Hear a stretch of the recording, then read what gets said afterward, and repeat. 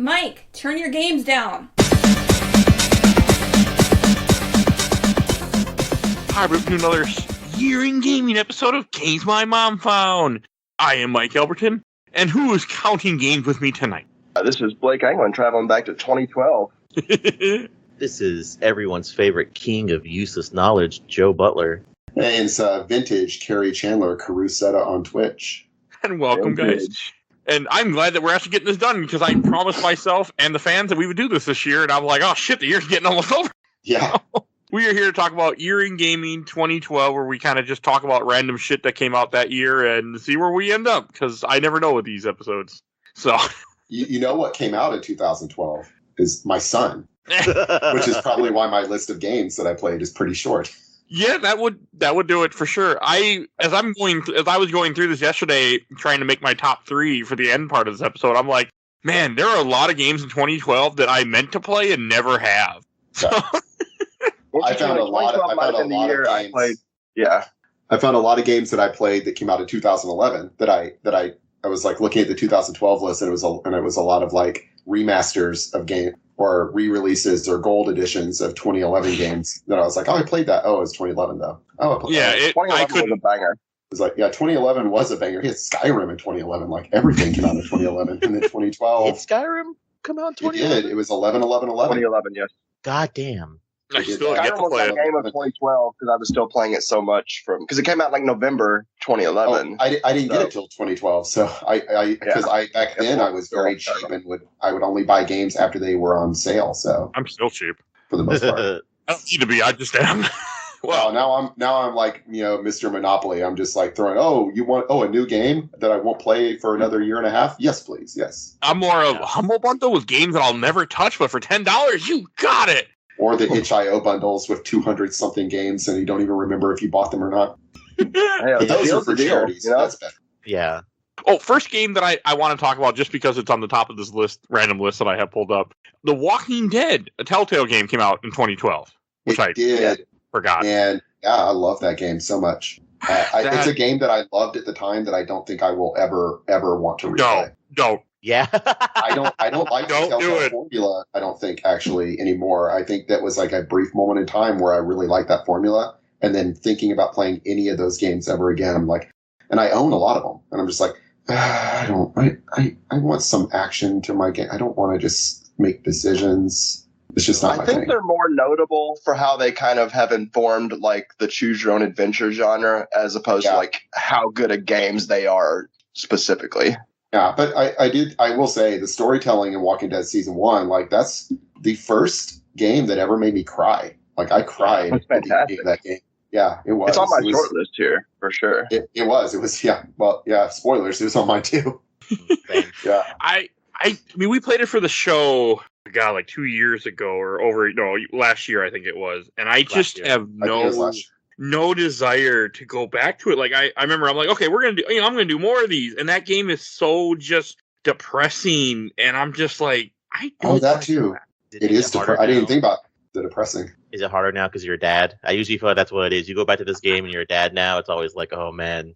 For me? Oh yeah. Well, I mean, I was a dad at the time, but yeah, now it would be even more so now that I've had time to actually, get to like a kid, I'm just joking. Well, I played it. It is though. It is like as a parent, like that makes it especially. Yeah, I mean, I was a dad when I played it the first time in 2012, but since then, like as I said on the show before, my son doesn't live with me and things like that, and I don't see him as much, and like I think that made it even harder to go through that game.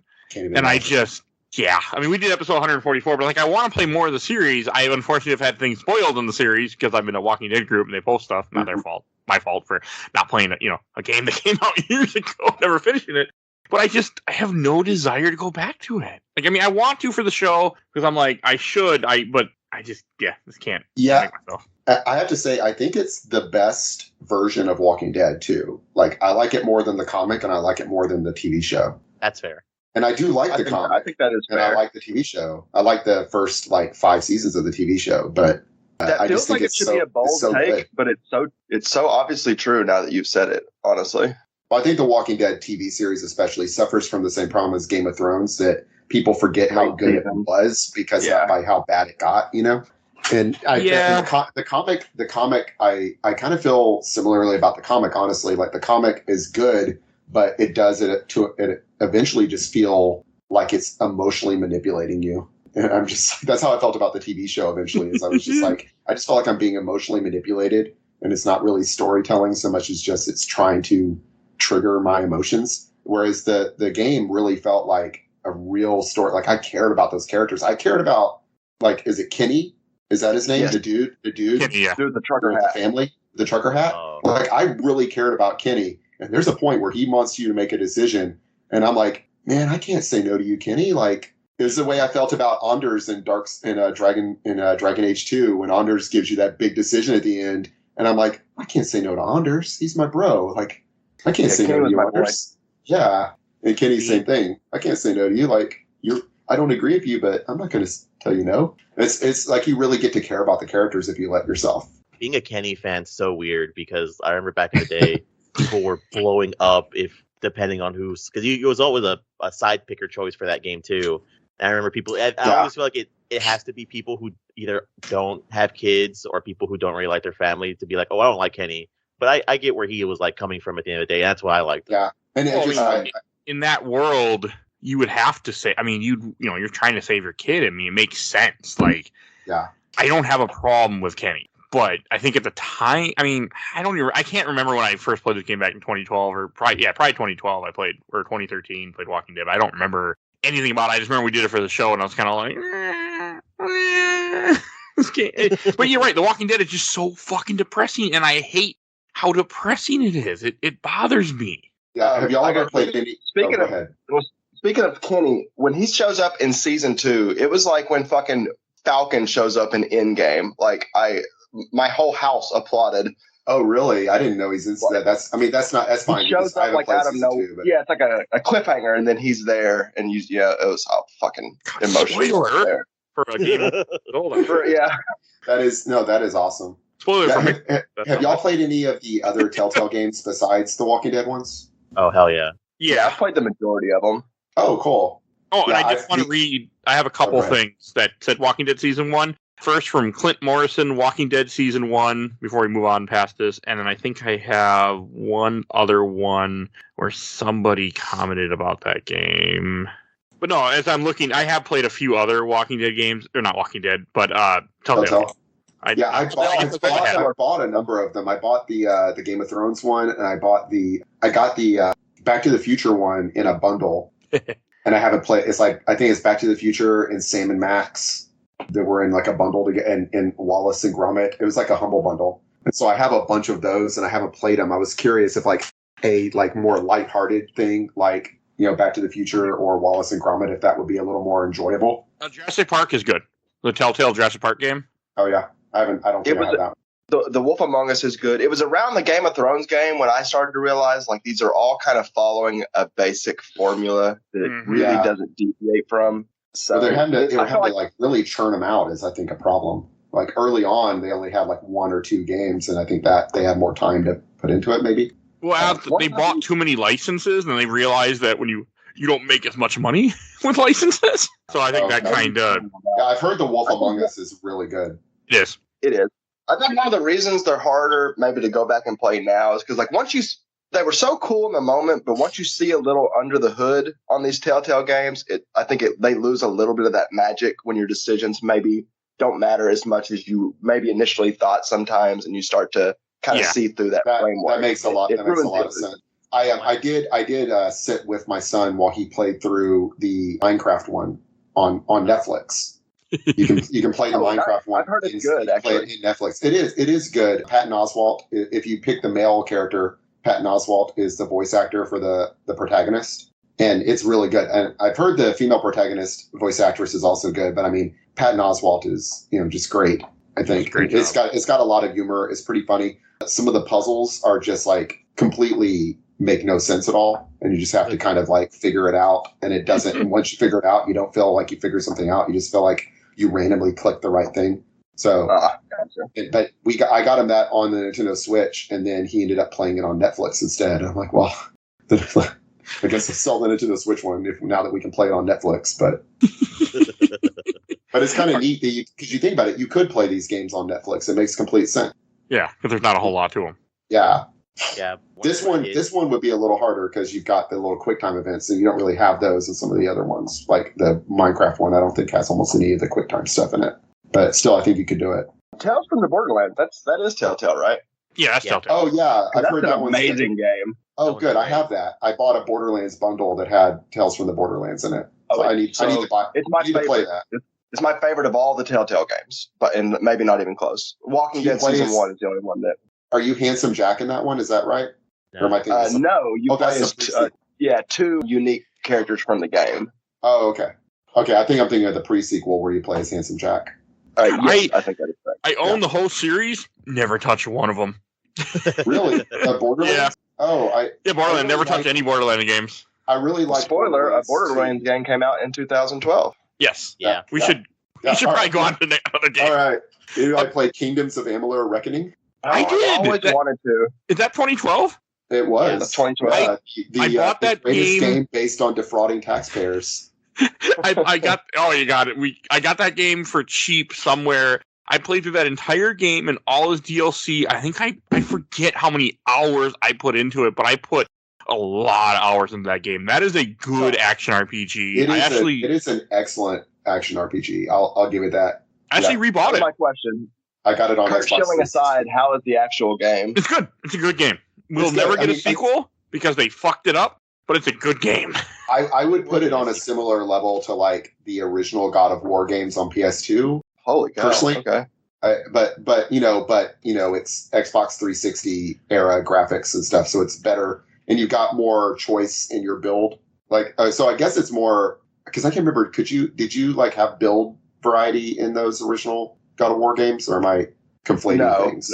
No, okay. Well, then it's not like you could upgrade. Yeah, but this you have like three. You have like 3 skill trees, so you could push yourself toward being mage type, or like a big heavy warrior type, or like a rogue type, and so it has that fun to it. And graphically, it kind of looks like World of Warcraft, but a lot like World of Warcraft. Is that was what it was compared to a lot at the time, anyway.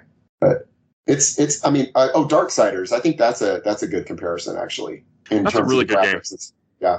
Yeah. So Kings of Amalur, I think it's definitely worth playing now. Like they've re-released it and stuff. Now I don't know if Kurt Schilling's getting any of your money if you buy it. I highly doubt it. That would definitely be a consideration because Kurt Schilling is a real piece of shit. Like not just for defrauding taxpayers, but he's a real January 6th guy. So. Oh, okay. I'm sure that I don't think he wasn't there, but I think he's a fan. So I would keep that in mind. But if he's not getting your money, then go for it. It's definitely worth it. I think it's like $20 now too, like the remaster they put out. Yeah. So, but also fuck Kurt Schilling. That's an actor. Yeah. Fuck Kurt Schilling. I think the remaster's called Kingdoms of Amalur: Re-Reckoning. Also, Re-Reckoning. What a name! It's great. I'm like, yeah, guys. All right.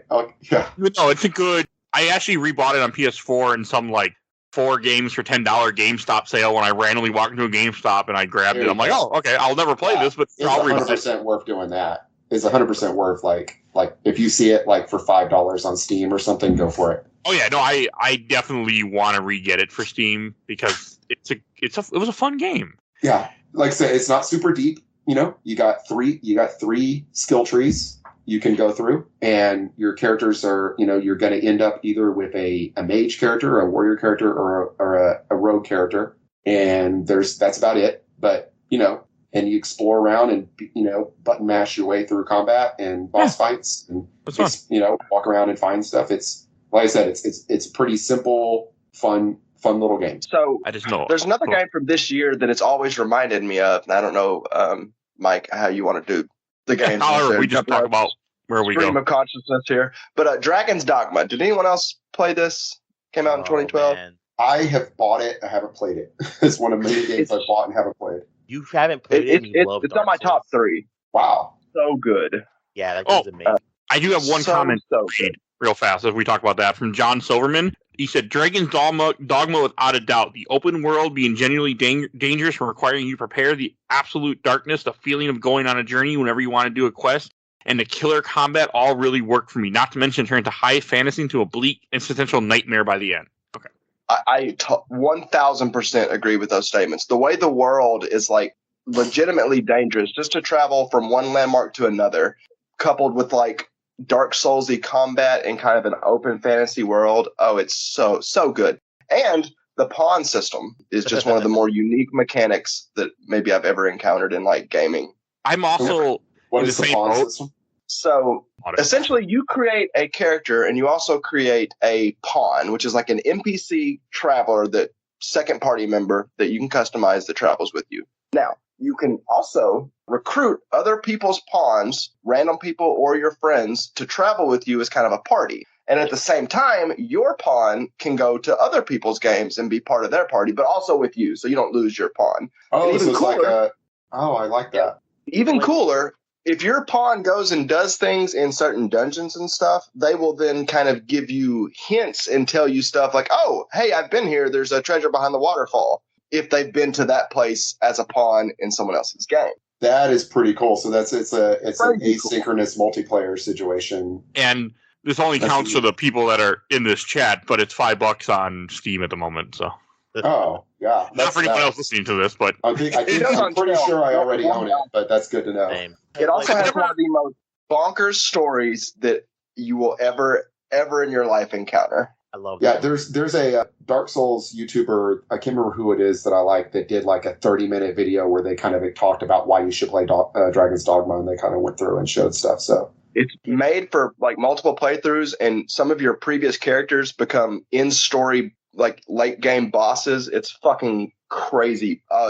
Can't recommend it enough even today. And there's a sequel coming out. What So do they call Dragon's Dogma Dark Arisen is the original, right? No.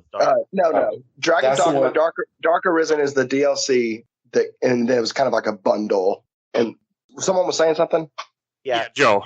Blake, what do they call you in the game? Because I know, like in Dark Souls, they call you like the Arisen and stuff like that. Oh, that's a good question. Because you actually die or like get eaten by a dragon or something crazy in the beginning. You get your heart taken. Your By a heart gets dragon. eaten by a dragon. Yeah.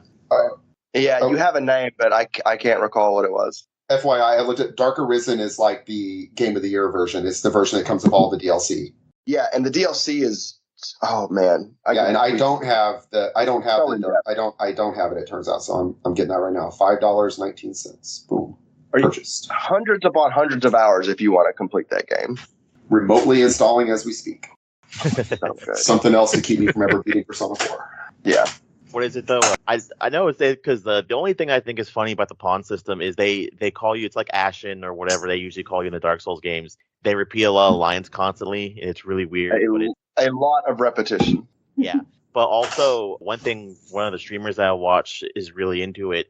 The way you make your character also affects your game too, because I think the shorter the character, the faster your roll is. And Oh, then, Yeah. interesting. Okay. yeah. So you want to make a little hobbit? Yeah. And, well, Nice. I do know. Oh, go ahead. I said, do you want to have less iframe? Oh, interesting.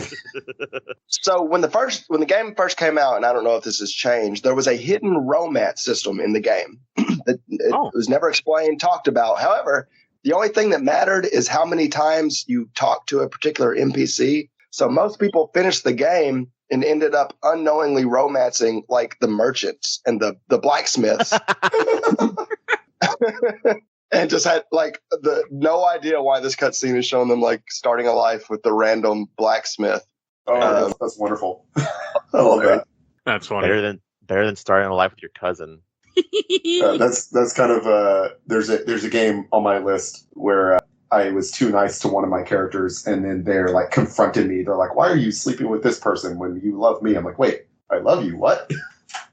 But We're that's just friends. spoilers for a game on the list here. Oh, what game is that? It got me curious. Oh, Mass Effect 3 is on my list here. Oh, okay. I was actually talking about that happened to be in Mass Effect 1. Oh. Yeah, Ashley, the space racist. I kept her in my party, and meanwhile, I romanced Liara, and then I'm like getting with Liara, and Ashley's like, "Hey, we need to have a talk about this." I'm like, "Wait, you got the wrong idea, Ashley. Just because I let Kaden die so you can live doesn't mean we're a thing." But on that note, yeah, Mass Effect 3 came out in 2012. Yep, on my short list. Yeah, Never played mine a too. single one. it's on my short list too. I love the Mass Effect trilogy together is my favorite like completed series of games because I don't consider Dark Souls to ever be finished. Because there's always the hope that there will be a Dark Souls 4. So not counting Dark Souls, yeah, my favorite completed trilogy of games is the Mass Effect series. Mass Effect 3 is 2012, and I love that game. It had the controversial ending, and it was like Sonic, where the fans like bullied the studio into fixing it. But they did. They put out DLC that lets you, have some closure of your characters, and they put out a optional download that changed the ending to be a little better or worse, from your point of view. I've never played a single Mass Effect game. Was that DLC? I heard the DLC ending to some people was worse than the original ending. I think it's better, but I didn't think the original was that bad. Like it was a little disappointing for people, but I personally was fine with the final ending of the game. I thought it was like a lateral move to me. It wasn't like a huge change is the thing. They just basically just let you see like, some characters like wave at you, like, and a few other little things. It wasn't anything huge. Yeah. Like I've seen the original ending. I beat it with the updated ending. That's the way I beat it. And, I was satisfied with the ending. But I would have been satisfied with the original one too. That the DLC that like you can like pay for is considered very, very good. The Leviathan, I think it's the Leviathan DLC might be what it's called, or I might be thinking of the wrong. No, I'm pretty sure you're right. It's been a long time. I played the Legendary Edition not too long ago, so it was all bundled together. So so it has all the. That's good, yeah. Because when I didn't buy the DLC for it, so I haven't played the paid DLC for it. I've seen stuff about it, and I've heard that there's one where you basically get to go back to your apartment and have a party right before the end of the game. The Citadel. It's the best piece of Mass Effect content in the whole series. That's what I've heard. Good. Yeah, because it lets you have some actual closure with your characters before you go and do the apocalypse. So yeah, you do it before the end of the game, but it's a better ending to Mass Effect 3 than the ending of Mass Effect 3 for sure. That's definitely what I've heard. So yeah, the Legendary Edition, I've heard. I mean, I've almost bought it. It's just that I look at my playtime in Steam and my Mass Effect playtime through 1, 2, and 3, which is not all in Steam, but in Steam and Origin, I think it comes out to like for me like 140 hours, and it's like not bad. I mean, I can put in 140 hours and, I've already put in like 350 hours in Elden Ring this year. I don't know if I feel like replaying the Mass Effect series as much as I loved it. I feel like I got what I wanted out of it. But yeah, Mass Effect 3, really great. One thing I really like about the games is at the beginning of each game, your decisions carry over from previous games, which is really, really good. With something that really... Garrus will remember that. Yeah. I mean, it's more stuff like Garrus is dead or something like that. Well, not Garrus, but characters that you can kill most of them. Most of the you can kill all of them in 2. So yeah, you can kill everybody in 2 if you just want to, like if you're an asshole and just fuck everything up. If you fuck up bad, if you fuck up really bad. But you can, yes. Almost everyone. But yeah, no, it's like your decisions will carry over, and people will remember stuff. And it's like in Mass Effect 3. Liara remembers that she and I were together as a couple in Mass Effect 1 and stuff. I mean, and it's like, there's big stuff that carries over, but at the same time, you can completely respec your character between each game and play a whole new way of playing each time.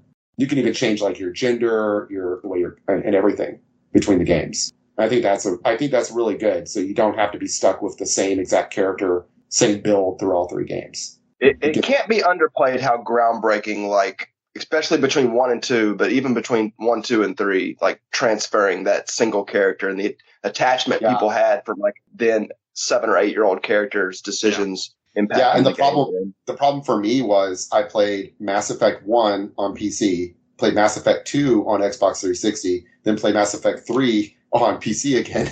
But what I did with Mass Effect 3 was there's like, I think it's on the Nexus mod site, they have like save files for like where you can kind of like look and figure out the save file that matches the decisions you made, and then put that on there, and it'll load it. So it had a built-in, stripped down version. You could also, you could also, it was like a motion in beginning of Mass Effect 2. I know there's like a motion comic you can go through where you just choose your own adventure real fast. Yeah, if you don't have it yet. And that's what I did for Mass Effect 2. Yeah. Guys, you're forgetting the best feature of Mass Effect 3. They put Kinect support into it. That was like the year of Kinect. When that was announced, I was legitimately excited about that. And then before Mass Effect 3 came out, I had sold my Xbox 360 and I never even owned a Kinect. I have like 3 Kinects out in my workshop now, but I never owned a Kinect back when I actually played Xbox. I should mention the Mass Effect 3 multiplayer too, because that was a thing for a hot minute. Wait. Oh, the Mass Effect 3 multiplayer was great. They're worth money? Yeah. The Kinect? Oh, yeah. Yeah. Oh, are they really? I get them. I usually get them bundled with broken 360s. I have an RPG too. Well, I have the Star Wars one somewhere around here. Well, if it works, it's worth money because people have been using those now for full body tracking and their weird like furry, VTuber things that's going on Twitch. Oh, well, I need to check that out because I've got 3 Kinects sitting in on a shelf in my workshop. I have the Xbox One Kinect somewhere around here, and I have which you can't even get anymore. And I have the such a weird piece of gaming lore because the Kinect is like legitimately crazy cool technology. Yes. It is like it's super advanced, and I really love the idea of being able to be like Miranda, go right, something like that, which really you're just using the microphone in Mass Effect 3 with the Kinect support, right? That's all you're really doing is this voice commands. But I never used, like I said, I never did it. I never, because I didn't live alone when I played Xbox 360 a lot. So my roommates would have been like, "What the fuck are you doing in my room?" Also, my wife would have been walking in like, "Were you calling me?" So I never did anything like that. But the Mass Effect 3 multiplayer is very good. It's a fun multiplayer, and it actually tied into the game because I'm a completionist, as some of y'all know. So I needed to get the 100% best, everything Mass Effect 3. So I played that multiplayer a lot. Yeah. Oh yeah. So did I. It's the same. Yeah. It was a lot of fun. And when I played it, it wasn't super active, but there was always a match. Like I would be playing with the same 6 or 7 people. It seemed like. But it was very quick connection. Like the matchmaking was really good, and it's just it was a lot of fun. Do they have it? Fucking hard as shit. Yeah, it is. Do they have it in the Ultimate Edition or whatever? Yes.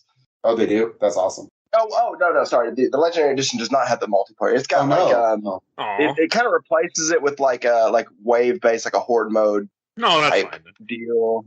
I like a good horde mode. I like a horde mode. That's the only thing I really liked in the Gears of War games that I played is the horde mode. So yeah, it was cool. The way it actually ties into the world, like the ending, is a little bit more seamless because it was difficult for some people who didn't want to mess with that to get the best ending. You need the points. It was very difficult to rack up. I don't even know how you would do it without the multiplayer in the original.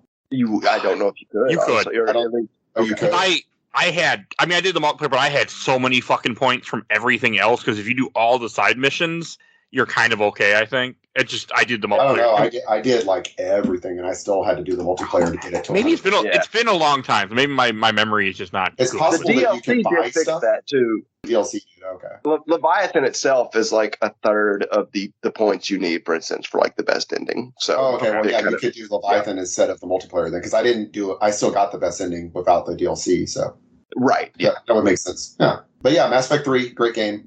Got it again. It's that that same thing in Game of Thrones where the ending people don't like or bad ending, depending on your point of view, makes people retroactively look back at it sourly. But it's like Mass Effect 3, even if you don't care for the ending, it's 95% a 10 out of 10 game. Yeah, it's still a great game. It's like, and that ending also, the ending is literally the last 3 minutes of the game. It's like the thing that people don't like is the final, basically the very last thing, the very last button press you do is what people don't like. I'm curious if you guys would agree that it seems like time has been a bit kinder to the ending of the Mass Effect series than it is the Game of Thrones finale, stuff like that. Maybe it's because we're a bit further away. We're a bit further, but also I think it's apples and oranges in terms of. Well, yeah, I mean that's just people being bad. Exactly. There's a really sense maybe it wasn't that bad. Yeah. I've never seen Game of Thrones other than the first season. I just have no. The Mass Effect 3 ending. So here's what I'm going to say without spoiling it. The issue is this is a series based around decisions that matter. Everything matters. And then at the end, it's do you choose red, blue, or green? Flip the switch for red, blue, or green. Nothing you've done up to this point actually makes a difference to it. Just red, blue, or green. And so the difference is, do you have an emotional investment in red, blue, or green? I had an emotional investment that I have to choose the color I chose, which I cannot remember the color now. I remember the decision, but and you know what? That was the same thing that happened with Deus Ex Human Revolution. Deus Ex Human Revolution, a game where your decisions matter and you feel really invested, and at the end, it's do I take the red pill or the blue pill, basically, and that's it. And it's just it literally isn't in Deus Ex. It's a you're standing at a keyboard and you press one of 3 buttons, and whichever button you do, it's like press button A to activate ending A, and that's what Mass Effect 3 is at the end. It's press button A to activate. Yeah, that the games didn't fully and clearly explain what the buttons were doing, to me at least. Like, I got a vague sense, but it didn't feel satisfying. I think I understood what we could say off because I really don't want, since the Legendary Edition's out now and a lot of people this will be the first time, I don't want to ruin it. Try to keep it. But we could off mic or off recording. I could say because they're pretty clear. I mean, they're clear to me what it is. Yeah, no, I remember too. But yeah, I love Mass Effect 3. Great game. Okay. Joe, do you have a game that you want to recommend or talk about next? There's a game that is very near and dear to my heart. One of the weird things that I did in 2012 is I got my first actual mainland console because I did that weird thing where you can buy an Xbox, but it's like, oh, you can get an Xbox for like $100, but you have to pay for Microsoft Live for like 2 years. Oh, that was a great deal. I think they still do that. They do that with the Series S, don't they? Yeah, it's a good deal, but All Access? Yeah, if you forget to pay it though, they will let you not turn on your Xbox.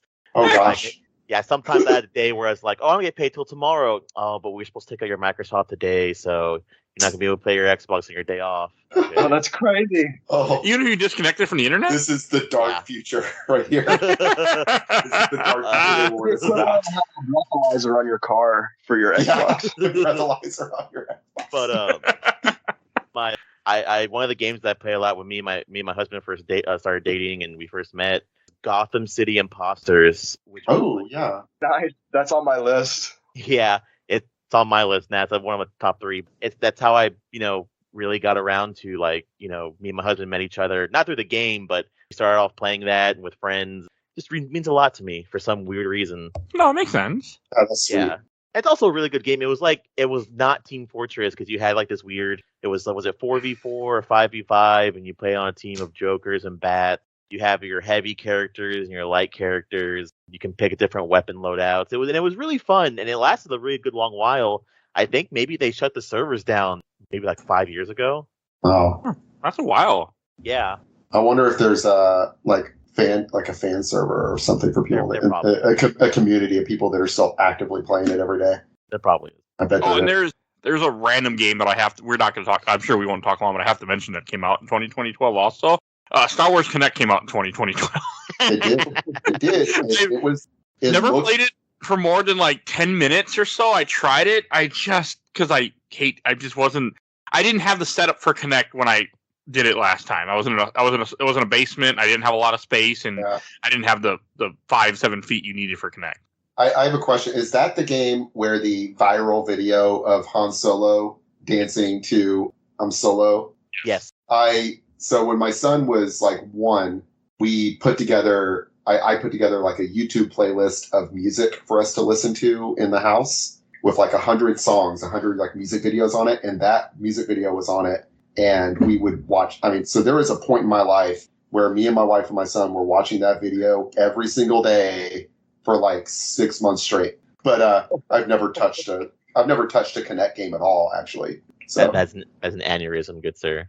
Yeah, that's Star Wars is my favorite. Star Wars is my favorite anything, and I just got delight out of like Han Solo dancing like a boy band. It's so dumb. I wish I would go back and replay it because I think there's some cool stuff in it. But I mean, I have the room now. Like I could easily move some stuff around, but I'm like, I have no interest in hooking up a Connect and just I'm good. But I've got a VR set up and I play it maybe once a month. I hear you. Yeah, it's just my Connect. I don't even know what the hell it is, to be honest. So somewhere, I don't care enough. Yeah, so you had the R2-D2 Connect to play Star Wars Connect.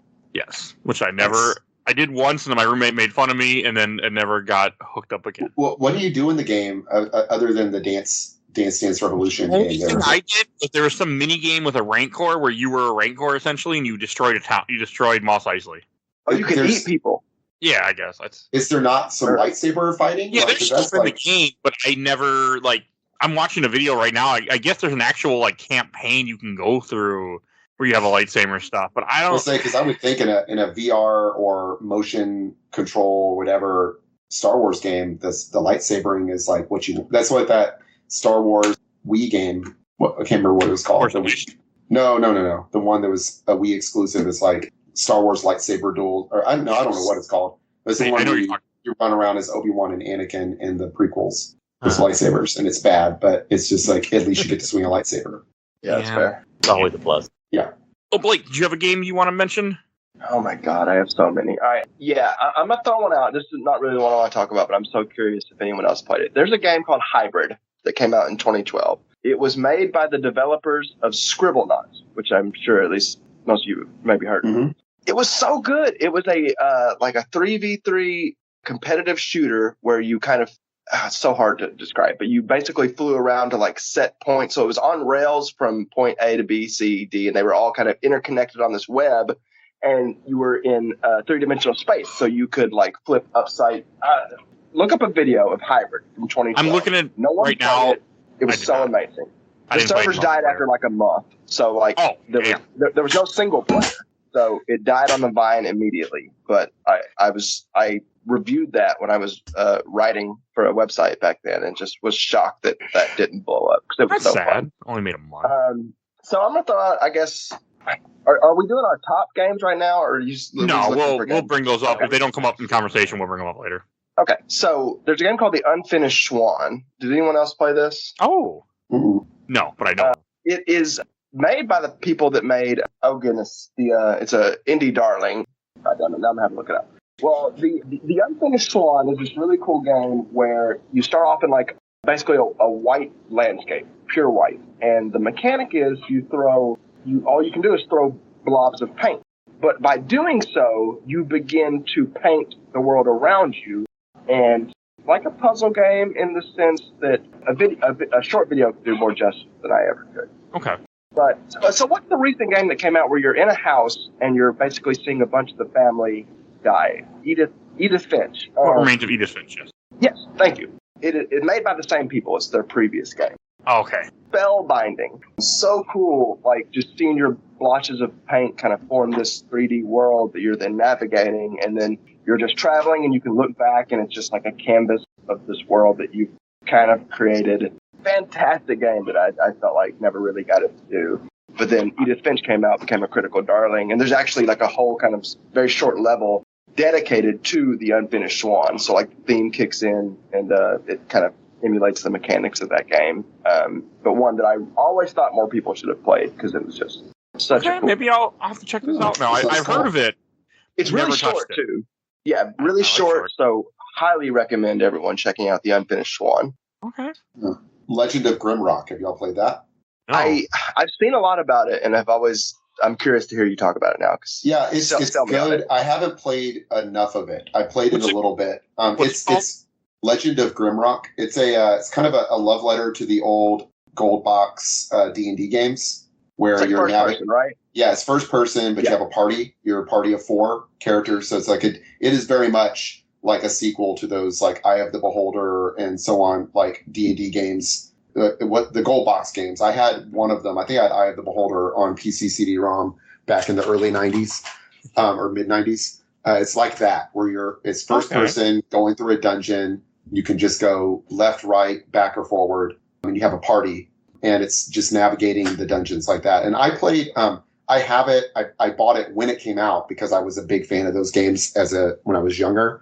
And I played it and it was very difficult and I didn't get very far before I kind of burn out on it. But it is very well made, and it's obviously like it is a real throwback, but it has like its own stuff to it, and it looks really beautiful too.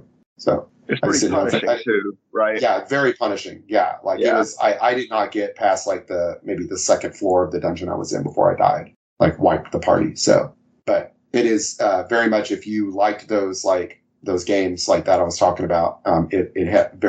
It's very much one of those games. It looks cool. I'm looking at a video right now of it. Never heard of it before. Yeah, I think it's not. I think I'm just not into that kind of game anymore. But man, if that game had come out when I was a kid, I would have been all over that very much. I think Wizardry for the NES was a similar style, if I remember correctly. I think you're right. I've never played it, but I know of it. Yeah, but anyway, that's one that I just had on my list. I was just like I mean, there's a few other games we've passed up that I played, but there's a lot of random shit that came out that year. A fan favorite among SMT fans, Devil Survivor 2 came out in 2012. Never played that. Shin Megami Tensei. Yeah, it's good. It was actually my first SMT game. I played it before I ever played Persona, any of the Persona games. So it's well, right? Yeah, it was the original is a DS game, and then I think they may have remastered it for 3DS or done some special thing with it for 3DS. So I think the 3DS one might be called Digital Devil Survivor, but I don't remember for sure. God, that sounds really familiar. It's hard to know because like the original SMT game for NES is called in Japan. It's called Digital Devil Survivor Megami Tensei. So it's a throwback name. But yeah, it's Shin Megami Tensei Devil Survivor 2 for the DS, which is the DS is, because they did that for a while, where DS games had a DS in the name. So Devil's another game that's probably on some of y'all's list, but definitely not mine. That came out in 2012. But yeah, Devil Survivor 2 is like it's late DS because it's after the 3DS had been out for a few years, but it's an original DS game. But it's good. It's if you like the SMT games, it's an SMT game in every sense of the word. And I'm much more of a fan of the Persona side of SMT. So I played it. That's all I played. I probably put in about 20 hours into it. It's punishingly difficult, but it's cool. It's an interesting. I like this kind of the framing device is like it's like the apocalypse is happening in Tokyo as you speak.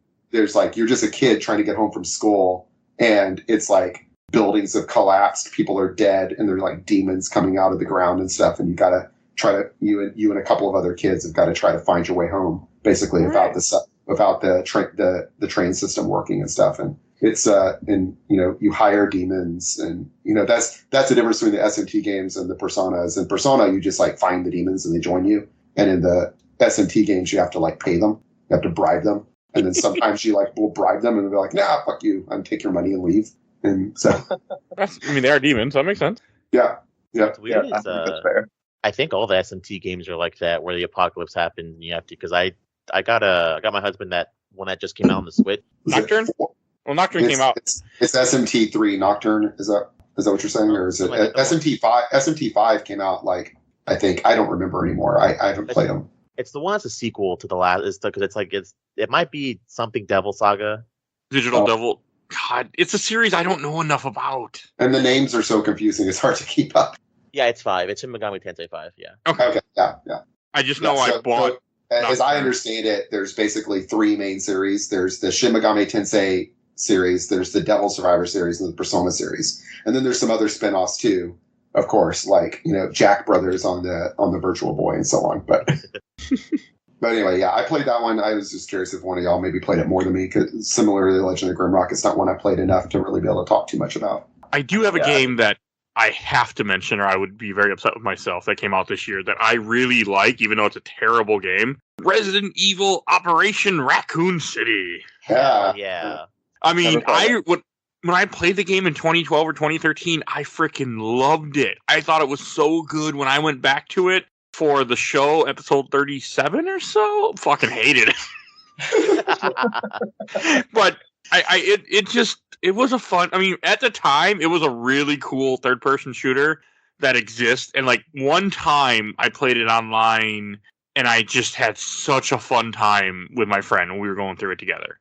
Like that's how the game was made to be played. If you could, like that makes all the difference in the world. Yeah, I wish playing with friends and like having to play alone. It was a guy that I worked with, and he worked at the gas station at Sam's Club. And one time we were online. Only once or twice we did it because I didn't play a lot of online games because it was hard for me because the way that my basement was set up, my son didn't like to sleep, and so he would, if he heard me, he'd run into my room, and so that didn't help the situation either. I just didn't play online. It was just one of those things. Because if I did, then I couldn't do other stuff, and I was always doing something, helping somebody or doing something. So it was just not. I didn't do much, but I remember having a blast the one time I did it. Resident Evil 6 was also 2012. God, that was 2012 also? Yeah. Man, I want to go back and play that game so bad because I haven't played it since 2012. I want to do it for the show really bad. You don't want to do that, Mike. No, I know. The reason I want to do the show is because in the first episode 0 of this show, which was not recorded, the first conversation that me and the original co-host had, we ended up talking about how we should someday play RE6 to get RE6, and we were talking about just kind of test our audio and test us talking. And to this day, I've released over, God, at the time you're hearing this, almost 200 episodes we're getting close to. Well, by the time you hear this, over 200 episodes have been released, or 199, and I still have yet to fucking play RE6 for this show. And it's one of the things I talked about in the first damn episode 0 of this damn show. So I want to do it.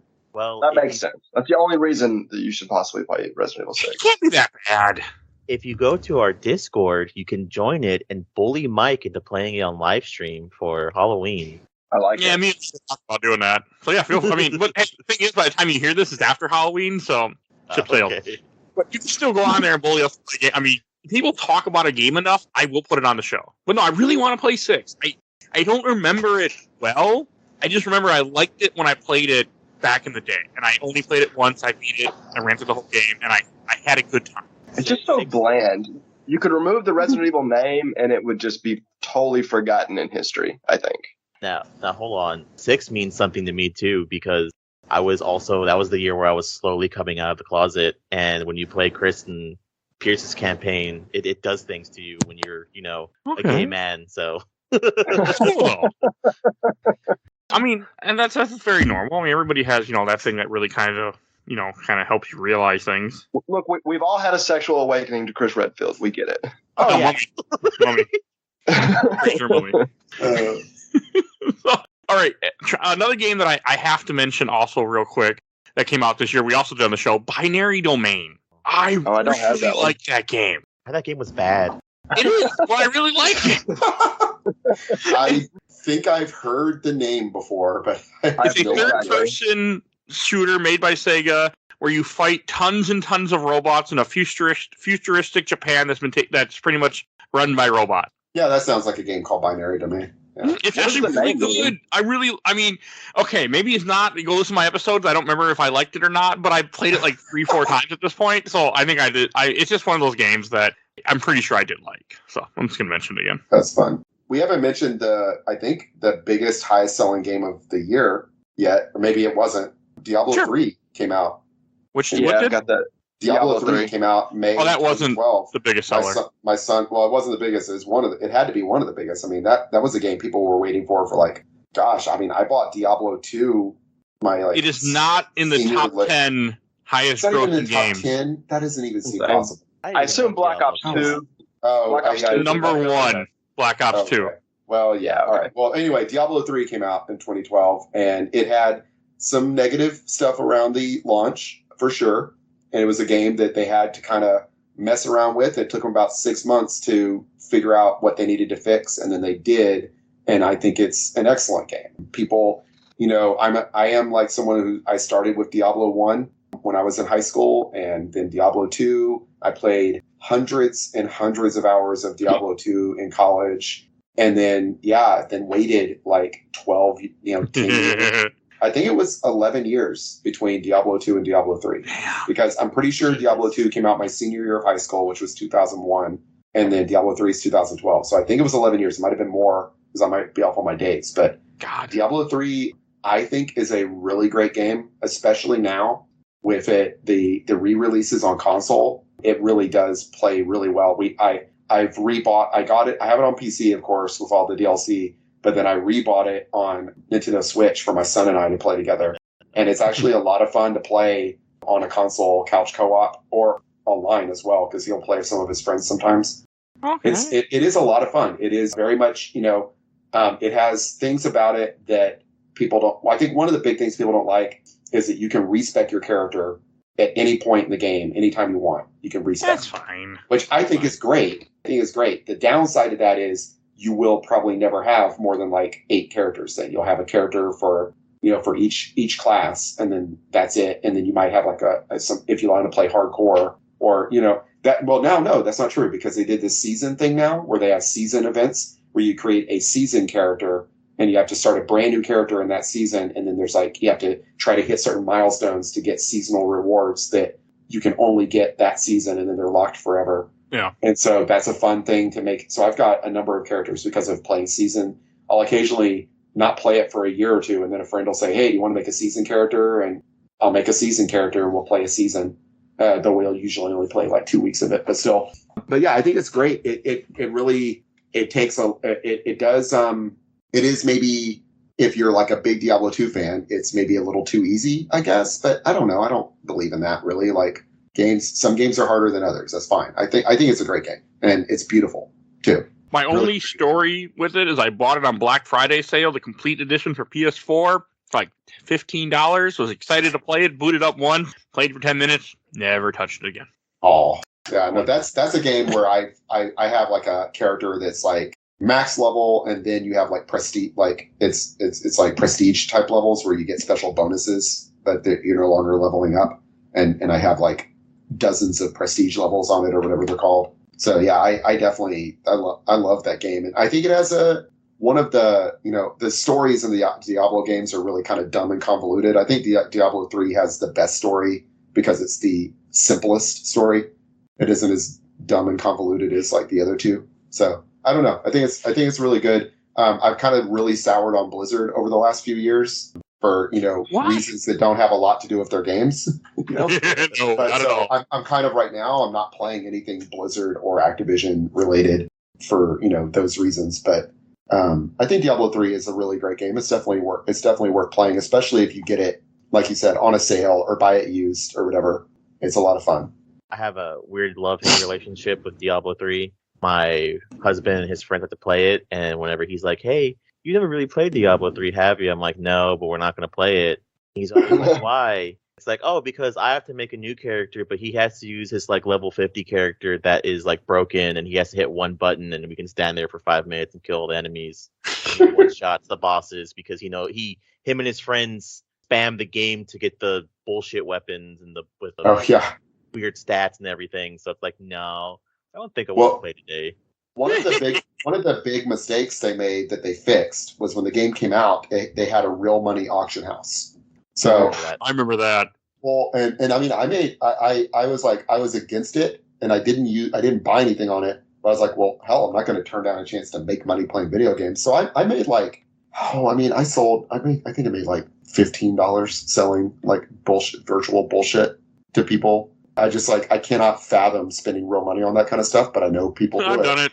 Yeah, but I think it's predatory, and they shouldn't have that, and it also ruins the game because like it's a loot chasing game, right? And if you just can buy the stuff, then even any auction house I think is a mistake in those games because it kind of takes away the incentive to play the game. And I would think anyway, but I don't know. No, I agree with where you're coming from. I think it's good they got rid of the real money auction. I think they still have the auction house. I don't know because I never touch it. But I think auction house is fine, but you don't want to put real money because it can become very predatory for people, and people were selling like in-game items for like $5,000 and stuff like that, like insane, just absolute insanity. And it's like you could just play the game and get that item. It is a lot of time, but is it worth thousands of dollars really? Hey, some people got that kind of money. I guess so. Yeah. But anyway, I thought it was really good. And my main character that I played the most was the wizard character. I played the sorceress or whatever. She's not called a sorceress in this one. I think she's called a mage in this one, but the mage. And that character then became one of the characters in Heroes of the Storm that ended up being like my main in Heroes of the Storm was that character. And it looked just like my character in Diablo 3. Nice. Like same, like very similar armor and weapons and similar spells, even like a similar build.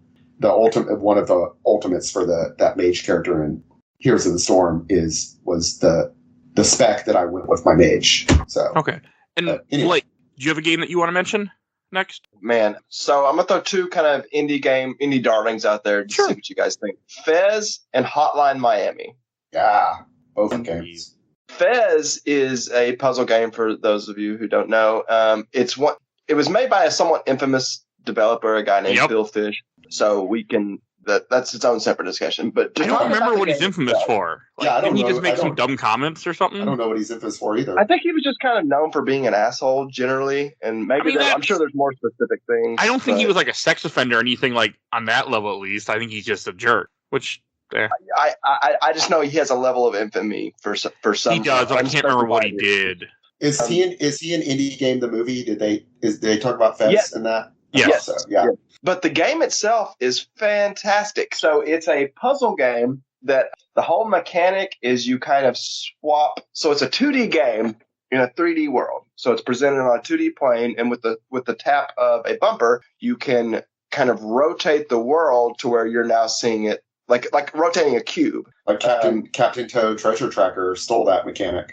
Yeah. The Captain Toad levels in Mario Odyssey stole that from Fez. 100%. And I play it, and I just, especially if you play it and then look up some of the solutions, you realize either like just how dumb I was or how smart the developers of this game were, because it's just crazy how the game has its own language that you can decode. You have to decode by finding first a decoder in game, and then finding kind of a semi-hidden room with a cipher. And you know it's a cipher because in the room there is a dog laying on the ground with a brown fox jumping over it. And that's your clue that the cipher is the quick brown fox jumps over the lazy dog containing every letter of the alphabet.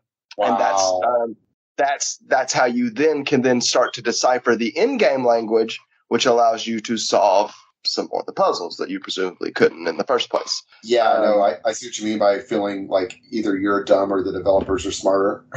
Yeah, that would never in a million years. Never. And yeah, some of them are I've even played a more little bit of Fez, but I haven't gotten that far in it. It's a game you can beat with some work, but to 100% it, I mean, you need the help of the community. I mean, it's that kind of game. And it was cool in the moment, like I was there when it came out, like really into it, kind of, on message boards. Back then you were on GameFAQs boards, like putting stuff together. So that was cool, but it is still, I think, holds up as like a phenomenal puzzle game in its own right. And what was the other Hotline Miami? Hotline Miami is really neat. Just such a unique game. So weird because I didn't think Hotline Miami came out in 2012. Yeah. October 23rd. Yeah. It's one I never played, but I need to go around playing it, the first one and the sequel. I feel like that's like the first Devolver game I remember. Yeah, same. Yeah, that's what to me put Devolver on the map. It's like, okay, these guys. I bet, and Devolver has never steered me wrong. If I buy a Devolver game, I'm happy. Nah, so. Meta Wolf Chaos. I left it off my list because the kind of criteria we discussed, but the expansion for like Binding of Isaac came out this year, so that Binding of Isaac took a large chunk of my year in 2012 because of that. Yeah, I kept it off the list for that reason too. But yeah, the Binding of Isaac is I love roguelikes, and I really do like Binding of Isaac, but I suck at it so bad. I'm so bad. Speaking of roguelikes, Spelunky came out in 2012 I think it did it. Oh, so it came out in 2012. I saw that it came out on like a certain system. Yeah, so Spelunky, it was a PC game, and then it was like a kind of an indie hit. So then it was essentially remake with a completely different art style. Basically, like and that's what was released in 2012. When I was looking up games, I saw Spelunky, and when I clicked on it, it said Spelunky is a game from 2007. I was like, 2007? Yeah, what? It was a flash. I got it on Xbox 360 in 2012. So that was what I played it on. That's when it became popular. It was a flash game that they didn't remake. I got it on PC later. Yeah, Spelunky is really good. Another roguelike that I'm terrible at. Oh, and I love it. Very difficult, but yeah, one of the all-timer roguelikes, I would say. Spelunky 2, I think, came out a couple of years ago, and it's also a lot of fun. I have two comments to read because I missed the one for Fez. I want to read from Charlie Weatherton. Oh, cool. Fez. Great year for games, but that was something special. The rare game that made me feel like I was a little kid again, trying to navigate a seemingly impenetrable virtual world. I actually had a notebook for that game. Oh, same. Yeah. And I got one for Spelunky too. I need to go back and play Fez because I own it, and I looked at my Steam time and it says I played it for 30 minutes. So I need to go back. Try it blind, realize how dumb you are, and then maybe do a guide. That was my method. It seemed to work for me. Okay. There's a similar game to Fez that I like called Monument Valley that is similar. Monument Valley is great. Yeah. That's not from 2012, but I have that on my phone and I like that. And one real quick one, Andrew Gertie. Spelunky was the most impactful game of that year. Probably my personal favorite is probably 30 Flights of Loving, whatever that is. Oh, I've heard of that. Okay. I have not, unfortunately, but... Oh, and a big game that came out this year that I have to mention, even though I don't have the love for it. Assassin's Creed 3 came out in 2012. Yeah, so that was the next game I wanted to talk about. Oh, cool. I'm a history teacher. I teach high school, and then I'm also man. I teach. I'm a professor. I'm an assistant professor. I teach in the college level also, and I'm specifically I'm a U.S. history person. That's what my degree is in. My degree just says history, but I only studied U.S. and I loved the Ezio trilogy. I played through the whole Ezio trilogy, and then I played Assassin's Creed 3, and I really liked it. I had some issues with it, but I'm going to tell you, as a U.S. history teacher, you would be shocked at how extremely historically accurate it is. Oh, really? It is actually the way with that. It is actually very historically accurate in some like little detail ways, but also in a lot of the big things that happen in the plot. That is actually, those are real things that happen. Oh. Some of them happen differently. And obviously, as far as we know, there aren't, ancient aliens behind it all. But still, it is actually a quite accurate game. And I really also appreciate the Native American characters are all voiced by Native American voice actors from the tribe that they are playing. That's cool. So they didn't just have random. It's not like, with like Prey, which recently came out, where you have, what's her name? Amber Midthunder, who is Cherokee, and she's playing a Comanche.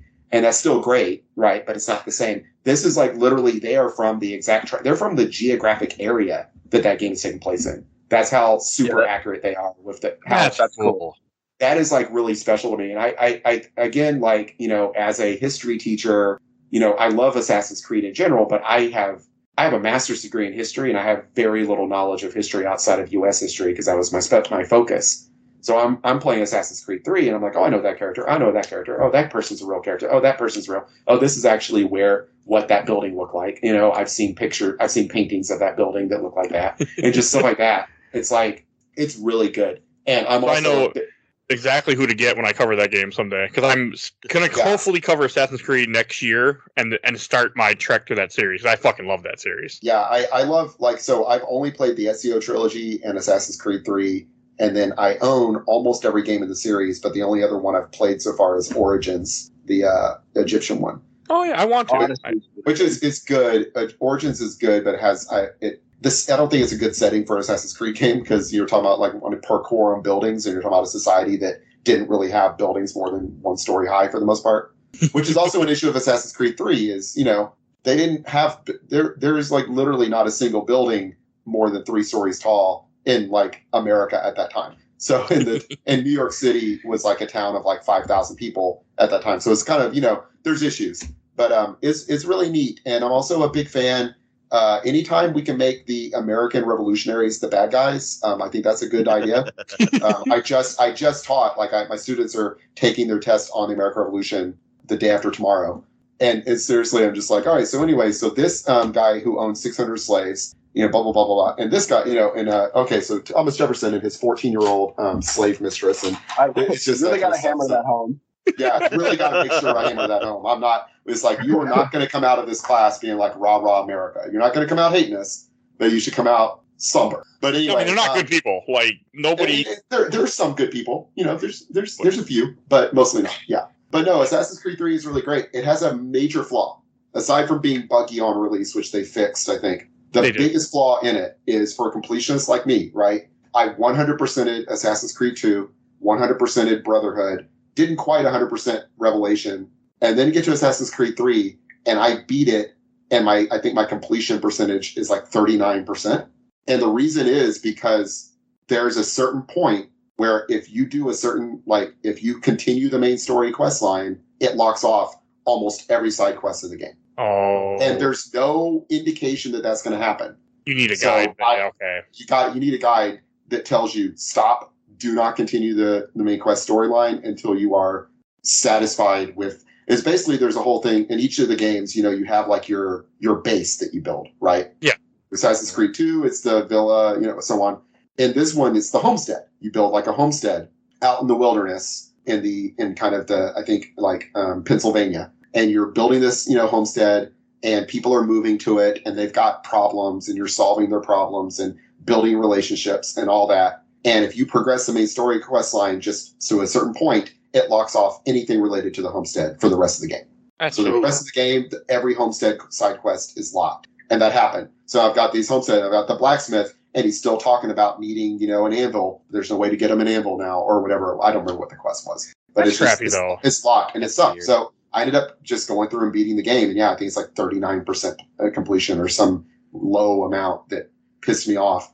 So that is my major issue with it. But it introduced the ship-to-ship combat that Assassin's Creed 4 is kind of built around. It introduced it in Assassin's Creed 3, and it is so much fun. This is so much fun to just go and do some ship-to-ship, sailing combat and stuff.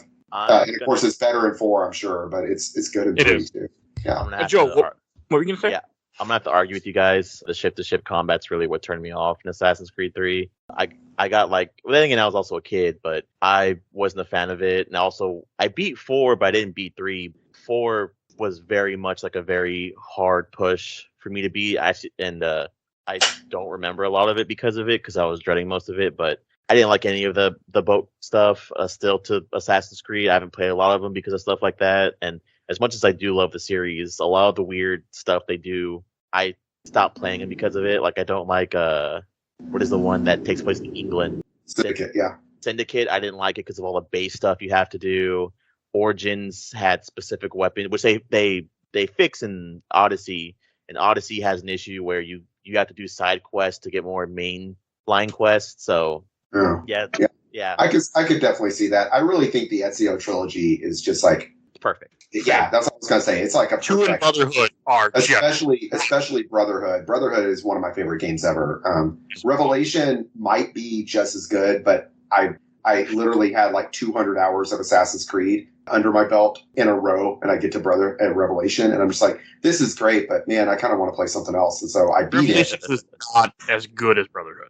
Okay, well. But anyway, yeah, I think Assassin's Creed 3 is good, and I know I think they've remastered it and put it out on modern systems. I've heard that it's a lot of fun on Switch. If it's a fun game for handheld. I don't know. I don't really play my Switch handheld anyway, but I don't have a choice. Mine's a line. Joe, do you have another game you want to mention? I have 2 games I want to touch on real quick. One is a really weird take, and the other one we will be playing soon, so I don't want to talk too much about it. One is the first game that came out this year, which I know a lot about because it's an inside joke between my friends, is a visual novel game called Katawa Shoujo. And it is a game where you play, your main character is a boy who has a heart disease, and you're accepted into a school that other kids have other medical disabilities, and it's a dating sim. So all the girls have some disability. One girl doesn't have legs, but she's on the track team. Another girl doesn't have arms, but she paints with her feet.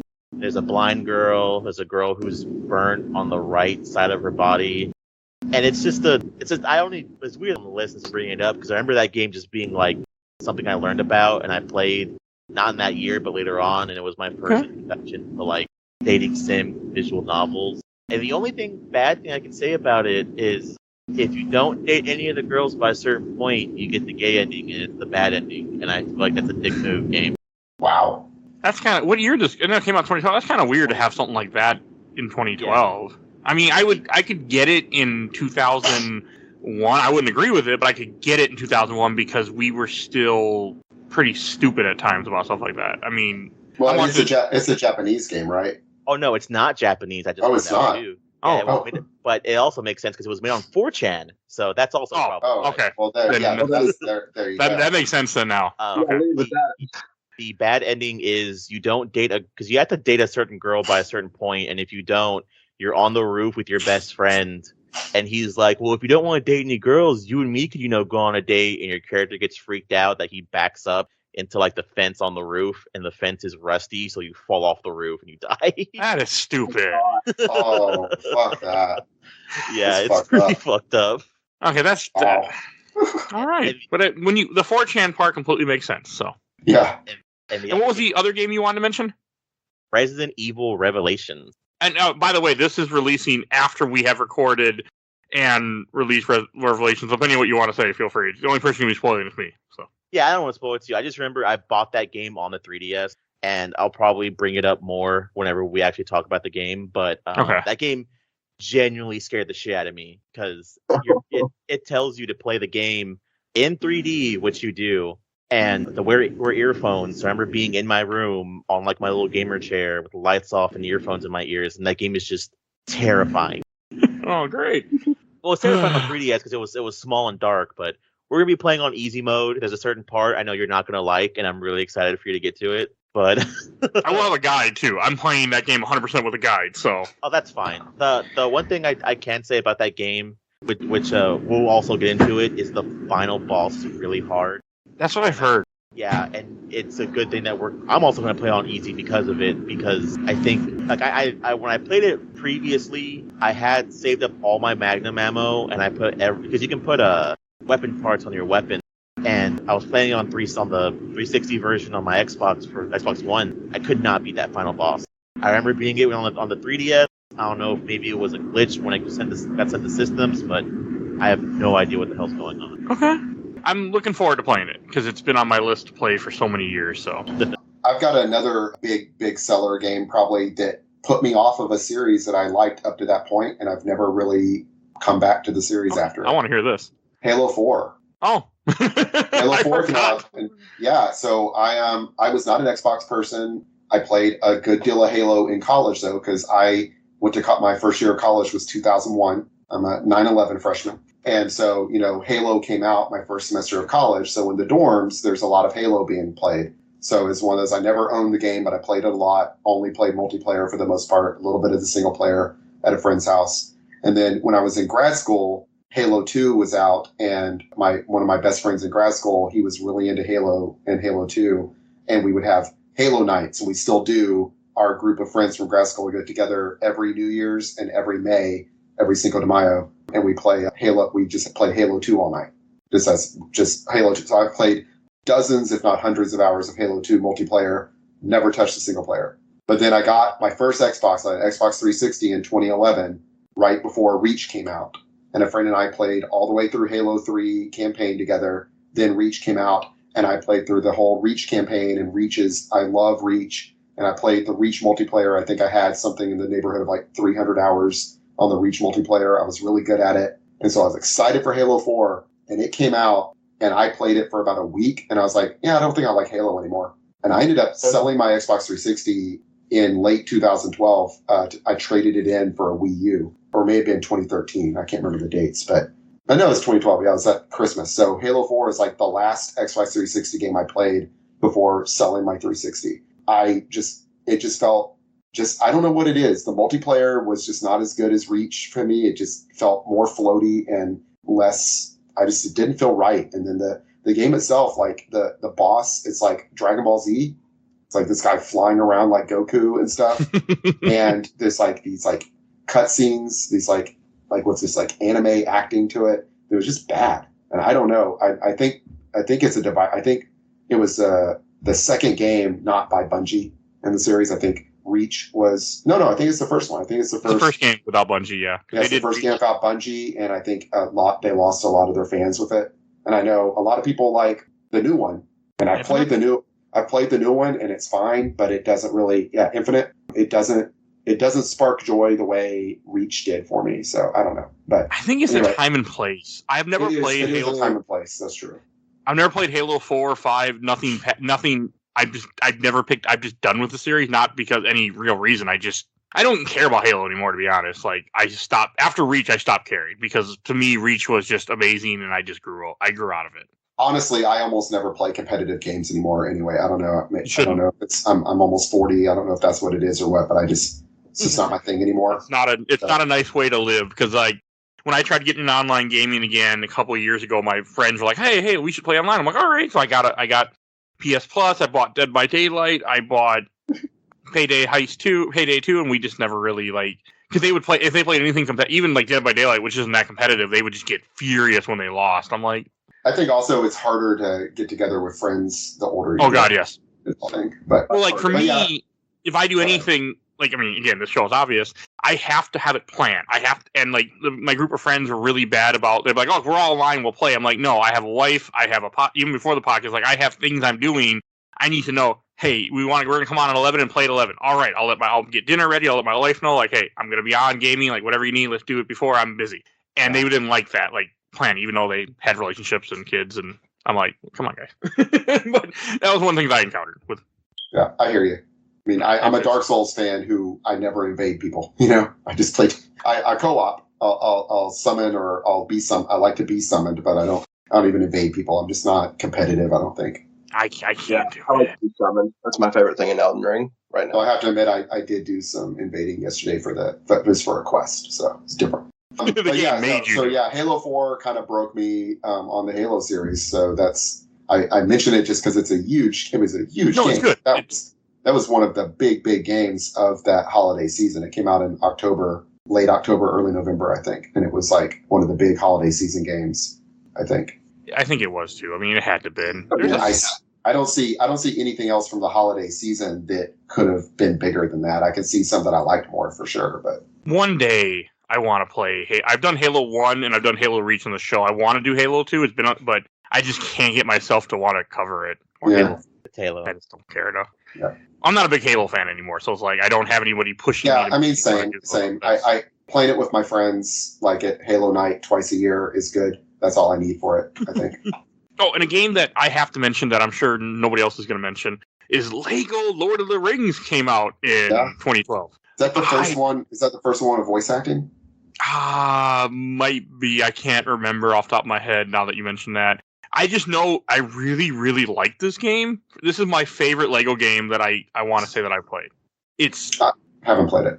It's fun. I don't know what it was, but one of my favorite things, there's an achievement in this game for when you walk across the border into Mordor where it says one does not simply, and that's the end of the achievement. And then you just walk in, and then the achievement description is walk into Mordor, so I'm like, yes. But no, it's a really good game. It tells the first 3 movies, or Lord of the Rings movies, and I think it does in the normal comedic Lego fashion. It's an open world type Lego game, which is what their newer thing they did later on. But it was a really good game. Like I've replayed it a couple times. It's actually almost been on the show a couple times. I was almost supposed to be on this season that you're listening to, but I just can't get myself to want to do it. I'm just like, I don't know if I want to waste a lot. But I've played a few of the Lego games with my son, and they're kind of fun to play couch co-op. They're not. None of them are games where I ever would have felt like sitting and playing it by myself, though. Personally, it's just not. They just feel a little too. I don't know. No, I get what you mean. I mean, for Lego Lord of the Rings, it's because I love that story, and I feel like the Lego version does a great job of taking that story, putting it together, and giving you a really good game with that story. And it's more like a comedy of it. Yeah, and it's more lighthearted because like Return of the King is so fucking depressing. Like, yeah. Oh God, I mean, masterpiece, but fucking depressing ass book, movie, I don't like Return of the King. It's just too. Oh, I love Return of the King, but I know what you're saying. Yeah, I'm a big Fellowship fan. Fellowship is to me the best one movie book. Yeah. And Two Towers is really good, but Fellowship, the one that's still full of hope, where Two Towers, Return of the King really don't have that hope. I mean, Return of the King is where you see everybody really falling apart, which makes sense, fits the story, but I don't like real depressing fiction. Yeah, I hear that. That's a me thing though. But no, I just really love this game. I think it's a great game, and I want to play it again. But no, I agree. Lego games are meant to be played with other people. It's just I don't do that. So. Yeah. Oh, Blake, do you have any other games you want to mention? Okay, so we haven't hit my game of the year yet. So I'm so excited to me. I'm gonna save that as long as I can. Okay. All right, let's see. I got to do that. All right, I'm gonna take you guys on a time traveling trip to 1993 or 4, somewhere therein. Pokemon Blue comes out, changes the game. One of the best games that I've ever played. Changed my life for the better. We move on. 1998, a very obscure Super Nintendo game called Nobunaga's Ambition, Lord of Darkness. This is, some of you have probably heard of, or maybe heard of the Nobunaga's Ambition games. They're like a feudal Japan military kind of thing. Yes. Never played them, but I know of them. Okay. Well, in 2012, the most unlikely of mashups occurs with a game called Pokemon Conquest, which is a mashup of Pokemon and inexplicably Nobunaga's Ambition, which created a feudal Japan Pokemon tactical RPG. I can't fucking believe I'm saying those words in that order. Okay. But I am. And the game is incredible. It's so good on its own right. When it came out, I thought it was a joke that someone made just for me. I was like one of 8 people who, as a 12-year-old kid, played Nobunaga's Ambition on the Super Nintendo. So to see it like merge with a Pokemon game was so surreal. And I actually played it. It's on, Mike, you love it. It's on emulator right now. You can go pick it up. It's already in my collection somewhere. I can guarantee you that part. So It's so good. It's so weird and so good, and it's like a legitimately fun tactical RPG besides the Pokemon and Nobunaga's Ambition like tie-in. Was it a Wii game or DS? It's a DS game. Oh, it's not that long either. Only 13 and a half hours. Okay. Yeah, That's not bad. highly recommend. But I figured not many people have played that one. But Spec Ops: The Line is one I did want to bring up as. Is that 2012? Oh, yeah, that was 2012. Yeah, I felt like cool. it's such a unique game, but like the people who have played it know how. It's one of those games that you maybe see or play and you're like, well, this is just generic military shooter. B whatever. Let's get through this. And by the end, you're like fucking haunted by the atrocities of war you just committed, and. It's just a really. I don't know if you guys has anyone played Spec Ops: The Line here but me. Oh yeah, I played it before. I loved it. I've heard dozens of hours of podcasts about it, so I know about it, but I have not actually played it. No.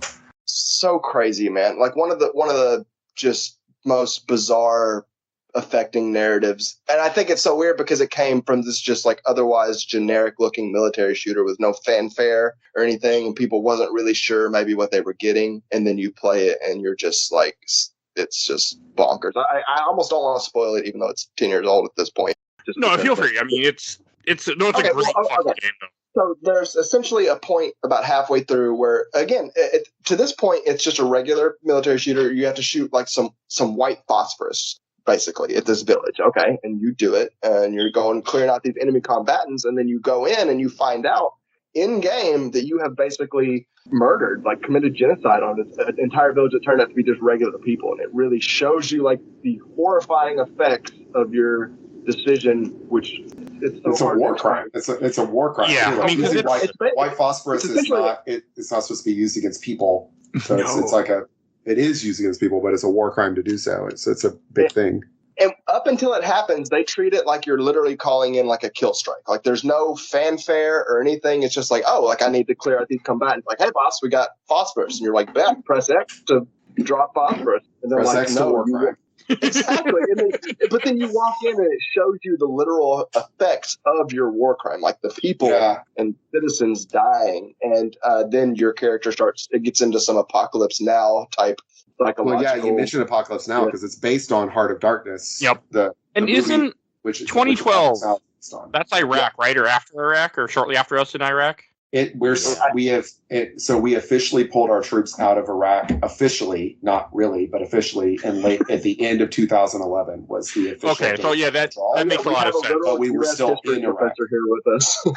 So the thing is, we still have troops in Iraq today. People are like, oh, we pulled them out. People don't understand. We hired tens of thousands of mercenaries, and we have mercenary armies. We still have at least in the low thousands of mercenaries in Iraq, and not in Afghanistan anymore, but we did.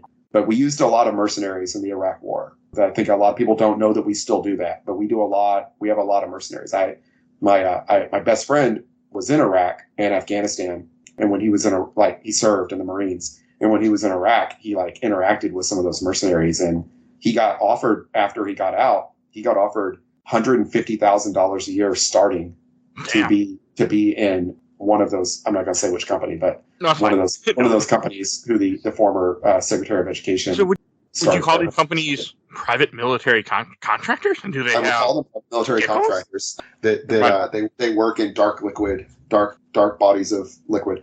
No, yeah, but no. I mean, he talked about like the mercenaries and stuff like that. They would get bored and they would do what they call going on safari, where they would just ride around in Humvees and just take pot shots at civilians. Jesus Christ. Because they aren't covered under our military code of justice and stuff. And it's really messed up stuff. And I don't want to get any more details than that, but it's messed up stuff. And anyway, the point is we were, I think if we had not pulled out yet, we had made the agreement to pull out as of 2011. But I believe we officially pulled the troops out in December 2011, if I'm remembering correctly. Okay. So yes.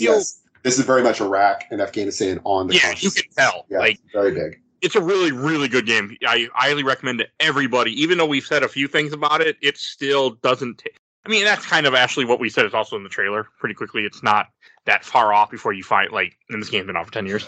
But no, there's more twist. But yeah, it's like Call of Duty at the "What if we're the baddies" meme was just real life. Yeah, and by the way, I was correct. Is December 18th, 2011 is the official withdrawal. This will be officially withdrawal. Okay. Hey, I like getting historical facts on the show. You know that. I won't. Yeah, what I was going to say is, Joseph Conrad's The Heart of Darkness, which is about the British in Africa, is the book that Apocalypse Now is based on. And then this is based also on that. But you can definitely tell for sure. Yeah. Oh, I have a couple comments I want to read since we mentioned stuff that I haven't read yet. Matt Pilkington. I'm sure if I ever bothered to finish the Mass Effect trilogy, the ME3 would be my pick, but since I never got around to it, probably Far Cry 3 with Spec Ops The Line a close second. Stephen McNeely said Assassin's Creed 3. Michael Dunn, Spec Ops The Line. I'm just trying to cover some of the games that I know we already mentioned in this episode. Let's see. Okay. Oh, Mike Millie, Spec Ops The Line, hands down my favorite game of that year. No, people have I played it once. I really liked it. I've been talking about doing it on the show a few times, but it hasn't actually happened yet because I don't know if I want to get that dark. And another one from Tom Pollock, Assassin's Creed 3. So some people love that game. Oh, and a game that I really want to talk about, I also really want to replay, but I haven't made myself do it yet because it's not short. Sleeping Dogs came out in 2012. Yep, got it on my list. That is a fucking great open world game, man. That is so good. So underrated. Yes, I played it. I played all the DLC at one point. I loved Sleeping Dogs. We'll never get a sequel, unfortunately, because of bad management. I think it kind of there's a Matt and Musclewood Happen video that talks way more about it that I'm going to go into. But it's a really good game, and I really want to replay it again. It's you're a cop in I think Tokyo, right? Or no, you're in China, Hong Kong. Can't fucking remember. No, you're in America. You're in America. Okay, it's been a long time. Yeah, I think it's San Francisco, I want to say. I could be totally wrong about that, but I think it's... Okay, I just remember it being really damn good, and I really enjoyed it. I'm looking up where it takes place. And I forget about Hong Kong. It is Hong Kong, yeah. Okay. It's Hong Kong, but you're from San Francisco. Okay, you become an undercover cop, or you are an undercover cop. You go and you do... But it's hand-to-hand, it has shooting, it has a good cover mechanic back in the time when... Everything had cover mechanics. That was that time. It's a really good third-person shooter. Really good story. Amazing damn game. Highly recommend anyone to play it. And it's cheap. It's on Steam all the time. So yeah. And there's references to Big Trouble in Little China too. So reminiscent of the Yakuza games, I would say in some ways. Yeah. Yakuza already out. Never mind. Yeah, but before I knew Yakuza. Yeah. I do love a Yakuza game, so. You would probably like Sleeping Dogs. I mean, Sleeping Dogs it's very good. And there's a remastered version of it. There is. Yeah. Mm-hmm. Yeah. And it's on Steam. I mean, you can find it everywhere. It's on Steam. They won't make a sequel because the game didn't make money, and there's a lot of issues with the creation of the game, and but yeah, you can pick it up. It's cheap. You can find it anywhere you want. Speaking of open world, did anyone play Prototype 2. We don't have to talk too long about it, though. I played a lot of. I 100%ed the original Prototype, and I've not played 2 though. So okay, interesting game for what they were, I would say. I played some of 2. I think those games are really good. I wish we could get more, but I know a lot of games also rip off kind of the style because I played Prototype 2, and they use the same thing for was it Saints Row 4, the weird superhero mechanic that they have in the game. Yes. Yeah, but I think it's also kind of a ballsy move to end the first game with your main character actually really being the main villain and then have him come back as the main villain in the sequel. Agreed. Yeah, that's pretty awesome.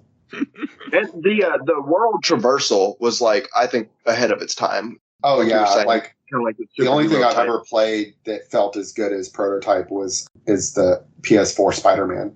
Which is better, but still. Agreed. Totally agree. I think the Hulk Ultimate Destruction is a game that has a very similar feel to Prototype also. But I don't know why I didn't play Prototype 2. I just never did.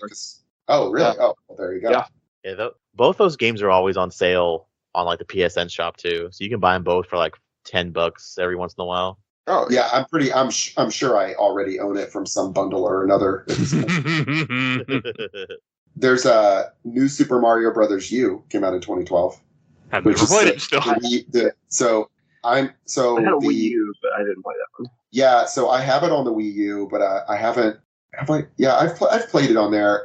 It's not great on the Wii U. It doesn't perform very well. Jeremy Parrish of Retronauts, he really likes it, but and really will talk up about why it's so good. And I don't know, for me, I really liked the new Super Mario Brothers Wii. That one, I really liked that one, and that one was a whole lot of fun. It's the only game my wife and I have ever played together because she doesn't do video games, but we got that game.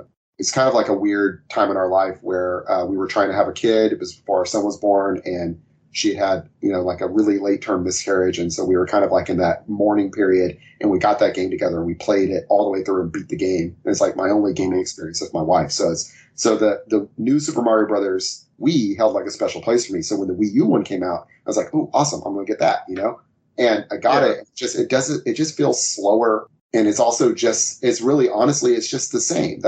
I think that's the biggest thing is there was the new Super Mario Brothers games, like that series, new Super Mario Brothers. They're just iterating on the same thing over and over again without a whole lot of iteration to it. Like if you want to play a good Wii U Super Mario Brothers game, it's Super Mario Brothers 3D World.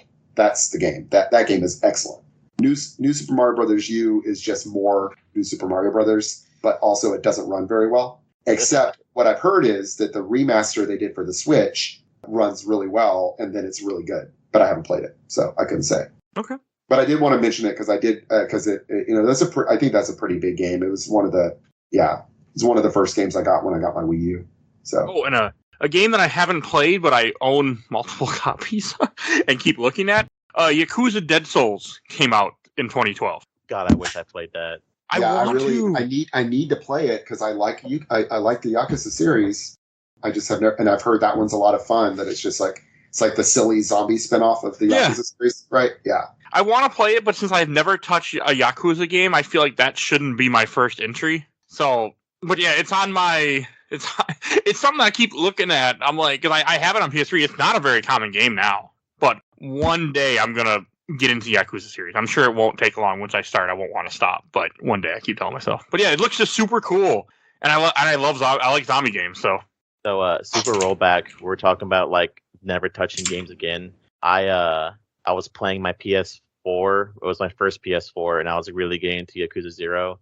I got like 40 hours in, and then we're in the middle of a thunderstorm, and I guess you can put two and two together. I guess what is it? The power trip I had wasn't good enough, and it completely killed my PS4.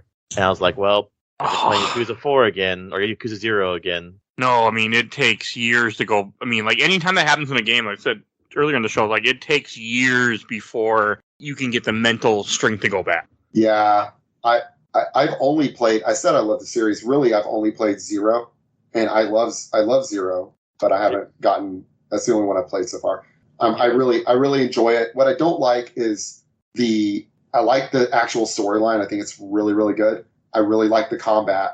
And I also enjoy going to the arcade and playing classic, like, 80s and 90s Sega arcade games. What I don't like is being stopped every 15 feet for some really dumb side mission that just really takes you out of the atmosphere of the game. And I know that's something people love about Yakuza, but I know. Yeah, it is. And the other thing I don't like was that, like, halfway through the game, it switched characters on me, and I didn't like the new character. And I know a lot of people did, but I thought the new character was kind of silly. And I don't like I don't know. People who played 0 know what I'm talking about. I own 0. I don't know what you're talking about. Never. Okay. One day I keep telling. But anyway, I've heard Dead Souls is a lot of fun. I'm just watching the video of it right now. It's it just looks. It looks straight up my alley, but it's not a game that I can get. I won't understand the characters. I feel like if I just randomly jump into that and don't play anything else. So yeah, you have to have an understanding of the characters. That's all fan service for that game. Okay, one day it's gonna happen. Maybe I keep telling myself, but it takes me forever sometimes to get games off my list. But hey, you never know. So there's another kind of big game that we've mentioned in passing earlier that came out near the very end of the year. Sure, we should mention. And that's Borderlands 2. Yep. Yes. Yeah. Which is the only Borderlands game that I've spent significant time with. I have every single game in the series, including the spin-offs, but Borderlands 2 is the one that I've played quite a bit of. I was a fan at the time. I think being a little older, which I guess I'm only 10 years older, but I don't know. I pre-ordered Borderlands 3, and playing it, I was just like, this is just immature. And I don't know why I didn't think that about Borderlands 2, because it is also. But I thought it was a lot of fun. I had a lot of fun with Borderlands 2. I think I probably played like 80 hours of it, 70 hours, something like that. So not as much as some people, but it's a lot of fun.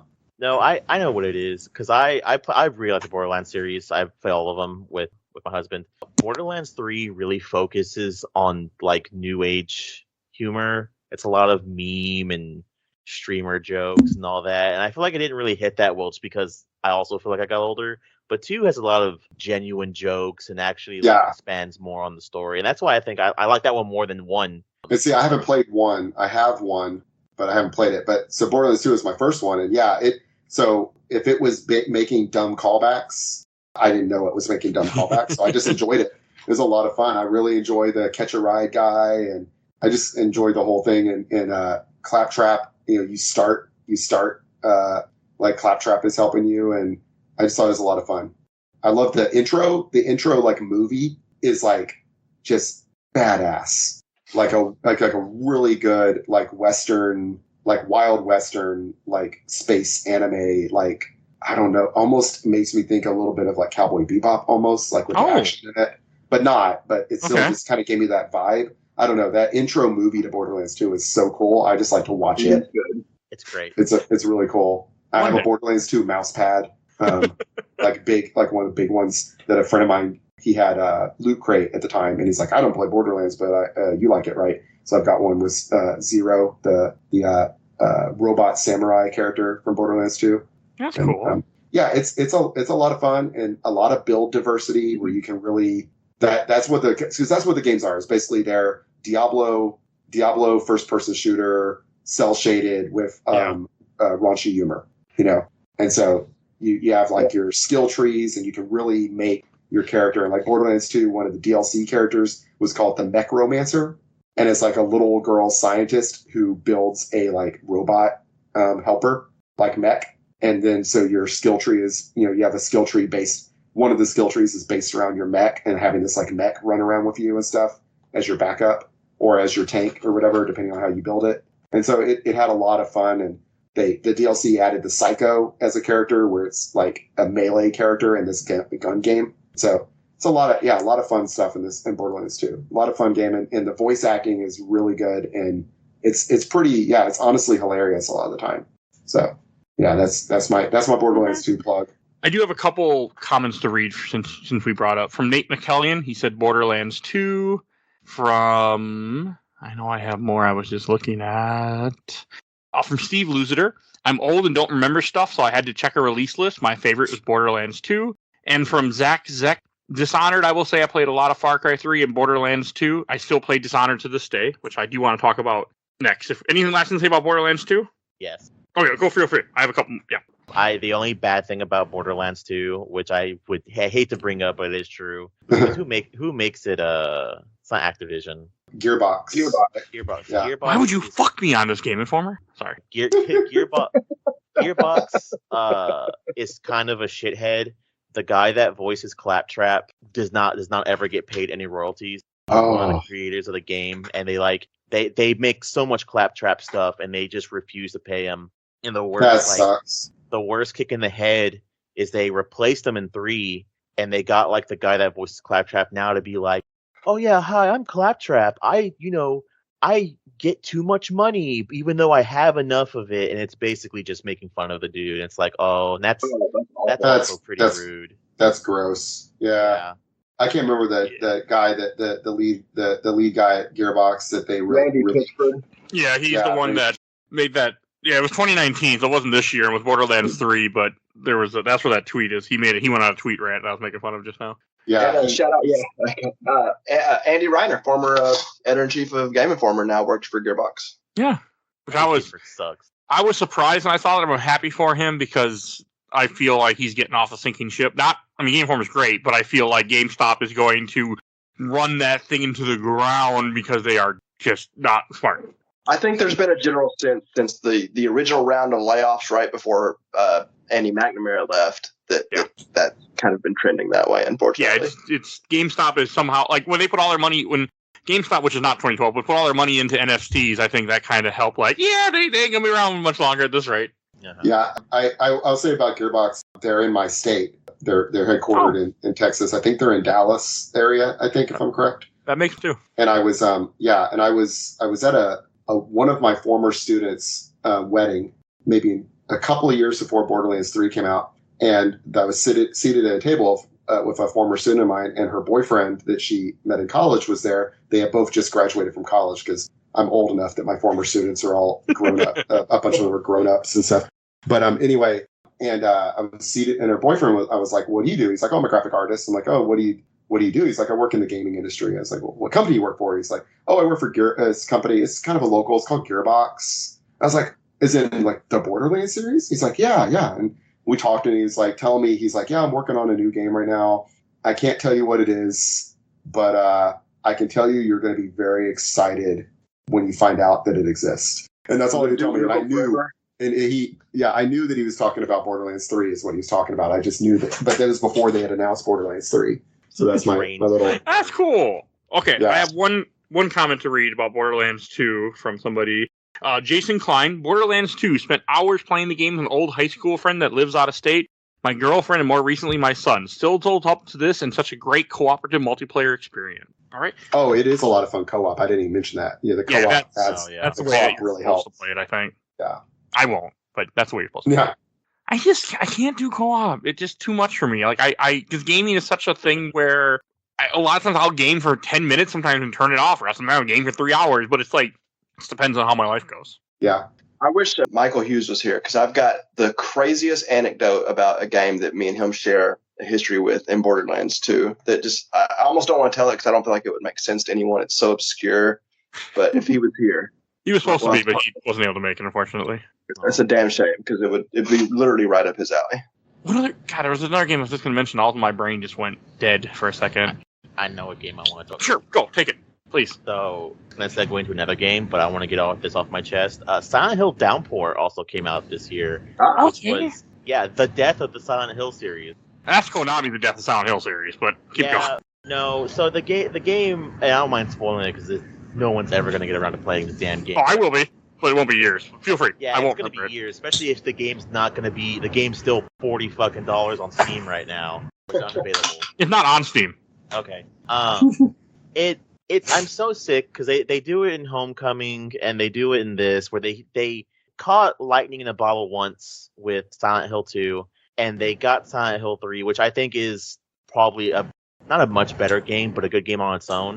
And it's like, oh, the cult stuff's really good. Let's just keep ripping off the James thing and just keeps putting Pyramid Head and keep having the dead relative or someone you didn't know who was dead's actually dead and you're actually a bad person, maybe? And they never did that.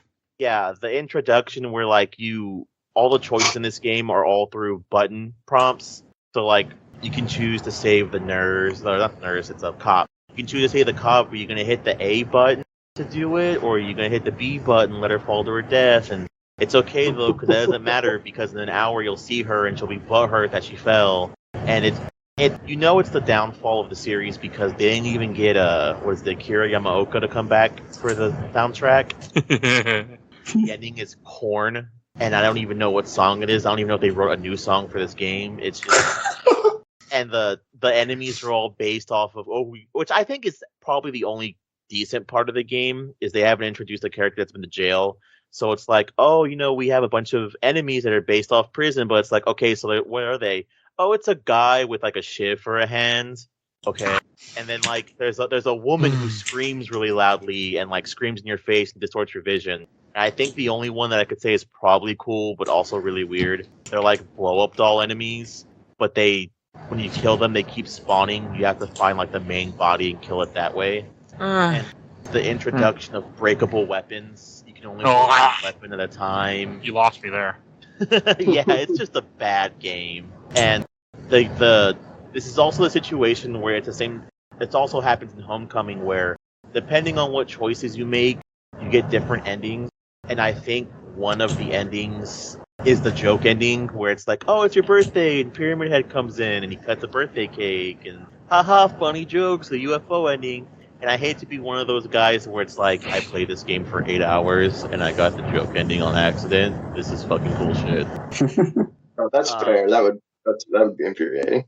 Yeah, and but Pyramid Head is associated with James because of what he did. It doesn't fucking Silent Hill. Yeah. I can't think of what his name is. That name's Ito. He has a Twitter account and he talks about all the Silent Hill games and all the work that he's done on them. And he even has a complaint, like he's like, sometimes I wish I never created Pyramid Head because they used and abused him. And he even said too that there's a comic that they made which has like a white pyramid. They call it White Pyramid, but it's basically Pyramid Head. And he's like, I don't know why people don't just use that version because that one is specifically not made for a specific person, while Pyramid Head is made for James. Yeah, I mean, it's the whole point of that game is what James did. Yeah, and he's not coming to terms with it. I think one of the also weirder endings is like the whole game you're being followed by this cop, and you end up finding out the reason why she's mad at you is because you ended up like it also depends on your ending too. So what happens to her dad, but like depending on what you pick, the ending is where she wakes up in the jail cell and the main character is the cop, and she kind of has this look of like, oh, what the fuck is going on, which is a pretty cool ending, but it's also really weird. One day. But no, Downpour, you can't. Silent Hill Homecoming is the only one on Steam. Konami has locked away everything else in that series that cannot be got except through the used market at this point. Yeah. Because why? I mean, it's already been like Silent Hill Downpour. I'm pretty sure is already on PC, and like when the game has already been on PC, I'm sure it's not that hard to put it. I mean, yes, I know, Downpour only came out for 360 and PS3. Okay, that makes a little more sense. But like, if a game can be on Steam, just put a game on Steam. Like, there's no point in hiding games. Like, it's Konami. And you still can't fucking get PT, which is just the crazy. That'll never be. I mean, that'll never be available legitimately. But wasn't it Kojima that was involved with PT? Yeah. Yeah. And they hate Kojima, so. Yeah. Well, exactly. Yeah, it was like a demo to kind of demonstrate, to kind of tease the new Silent Hill. Again, it's never going to happen. That'll never be. If you can find a way to pirate that, do it, because it's never going to be available legitimately. I've got my PS4 with it on it. That's the only reason I will not sell or ever get rid of that PS4. Hey, you can sell it for hundreds and hundreds of dollars because of that. People are dumb. Mm-hmm. I'm sure there's ways to get it on the internet. Everything's on the damn internet. So I'm a weenie. I don't play any. That's why I've been quiet during the Silent Hill and Resident Evil sections. I don't play any of those games. I don't blame you. I hate horror games. I've listened to a lot of podcasts about them though, because I'm interested in hearing about it. I just can't play them. I fucking hate horror games. It's fucking terrifying. I hate them. I play them once a year. I play 6 or 8 of them. Or usually about 6, 7 of them once a year, and that's it. And then I'm done. I won't touch them again the rest of the year. I do not like horror games. Speaking of Silent Hill, this is also the same year that the HD collection came out. That's right. Yeah. And that was on PC, wasn't it? Yeah. It's not anymore, but I thought it was at one. Fucking A. They also redubbed too with like professional voice actors, and there's a scene where it's one thing that you can tell Konami didn't give a shit about Silent Hill, which is really stupid. They didn't have the original soundtrack for one of the really like sad moments, so they had to play the heavy metal guitar version, and it just ruined the entire scene. Appropriately somber guitar solo. Yeah. One of my favorite and most frustrating developers. I do have a small game I want to mention that means a lot to me. Lego Batman 2 came out this year. Mm-hmm. And that's a game that I actually did play with my son. I think he was 5 or... he's born in 2009. Or no, 07. What am I saying? 07. So he was young. And I don't remember what... I think it would have been 2013 or 20 by the time we played it. But I remember playing it with him. And just, like, one of my favorite memories, and the reason why this game even means anything to me, is because I was at work and I came home and he was waiting for me. So he hooked up the 360, or it was already hooked up. He had it turned on. He put Lego Batman 2 on, had 2 controllers, and he just sat there for hours just waiting for me to get off work to come home and play the game. And that's always stuck with me. The only reason I didn't like playing the game with him was he wouldn't do what I wanted to. I want to play the game. He was like a kid, so he just wanted to screw around. I remember that. He'd kill me instead. But it was something that we did a lot of playing that game together. That was a game that, like, I wanted to do the missions, it didn't work, but like I still had fun just screwing around, just playing it with him. That's what. Yeah. So I wanted to share that. So I don't get to share that off. So I never talked about Lego Batman 2 because it's an okay game. It's not that great. Yeah, I bought the Lego Batman trilogy because my son and I liked the Lego Star Wars together, and we played Lego Batman 1 a little bit and liked it, but we never got to 2. So I have it sitting on my Steam library, but I haven't played it. 2's okay, but it tricks you. Like, if you look at the games as DC superheroes and you see some of the trailers, you see Superman and Wonder Woman, Green, they're not in the game till the very end of the game when everybody shows up. Yeah. It's mainly Batman and Robin up until the end, and then you get the Justice League to screw around in, and it's okay, but the game only means something to me because of that experience, and I have no interest in going back to it. Yeah, that's all I got for that one. Joe, any more games you want to mention? One that I don't want to get into because it's spoilers for specifically you, for a series that we're very much going to be getting into, which is Kingdom Hearts Dream Drop Distance. I mentioned earlier about the DS thing. In this case, the 3Ds. It's a 3DS game, so it's 3D Dream Drop Distance. Well, this is the game where like it's really weird because the only reason why this game exists is because Square Enix was like, we need more games for different consoles. Okay. And I don't understand why Square Enix thought that was a good idea, because this one actually is like super story heavy. And I also feel this is where the game series completely goes off the fucking rails. I feel like that happened 5 minutes into the original Kingdom Hearts. I agree. I would say I feel like Kingdom Hearts 2 is when the story kind of I can't wait. Like, we did Kingdom Hearts 1 of the show, episode 175, I think? And we're doing Chain of Memories early next year. We're going to finally play Chain of Memories. Because I need to get through that series. But, God, that series is fucking weird. Yeah. No, Dream Drop Distance introduces time travel. So... That never complicates things. Yeah. So it's really the whole everything. It really is everything's explained, and because 3 is going to end up being just the new story that finishes the series. But I feel like Dream Drop Distance is where it's like, oh, this is where everything ends up being explained and reasons why some things happened and some didn't. And I still think the funniest part of that game is one of the levels is Tron, the new Tron. Okay. You have Riku with who plays the dad originally? Jeff Goldblum? No, not Jeff. Jeff Bridges. Okay, I knew it would be so much better if it was Jeff Goldblum. Just saying. It would be something. But it's Riku on like a ship with like, and he looks over at like Jeff Bridges. He's like, "Hi, I'm Riku," and he's like, "Hello, I am the other guy, Dad." And it's like, this is really weird. Okay. Yeah, adding live action Disney stuff to Kingdom Hearts is a choice. I don't know. I'm not a Kingdom Hearts person really, but I do enjoy like listening to people talk about it because it just sounds so bizarre. If you haven't listened to it yet, there's an episode for you to go check out. You can listen to Joe and explain it to me. It's true. For 3 hours. I saw that on the list and I was like, oh, I bet they're going to talk about that. I will play it one day. Like I want to get more into the series because I played 1 and 2 and then I just never touched the series. Is it in the console collection they have? Yes. Okay, so you don't have to have a 3DS to play it then. Yeah, because I think one of the issues they had with it was made in Unreal Engine 2 or 3. Because the new one's 5, right? I got nothing.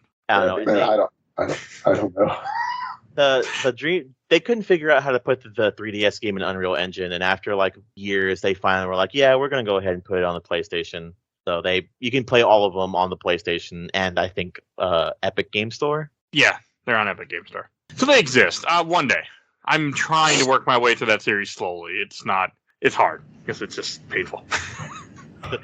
Blake, any other games that you want to mention? Because I think we're getting near the end of. We're going to go to a few comments and then our top 3. Yes. So I'll just tick off some real quick that we don't want to talk about. Let's see. So that was the year Minecraft came to Xbox Live Arcade. So it was the first time that a lot of people were introduced to Minecraft if you weren't a PC gamer. So that was pretty cool. I played a lot of that, especially when it first came out. Max Payne 3 came out that year. Interesting. But the one I really want to talk about, it's another indie game. It's like a 2D Metroidvania called Dust: An Elysian Tale. Mm-hmm. That's a good game. It's a fantastic game. It's like a hand-drawn art style 2D Metroidvania. And then Mark of the Ninja is another like small indie 2D stealth game. Oh yeah.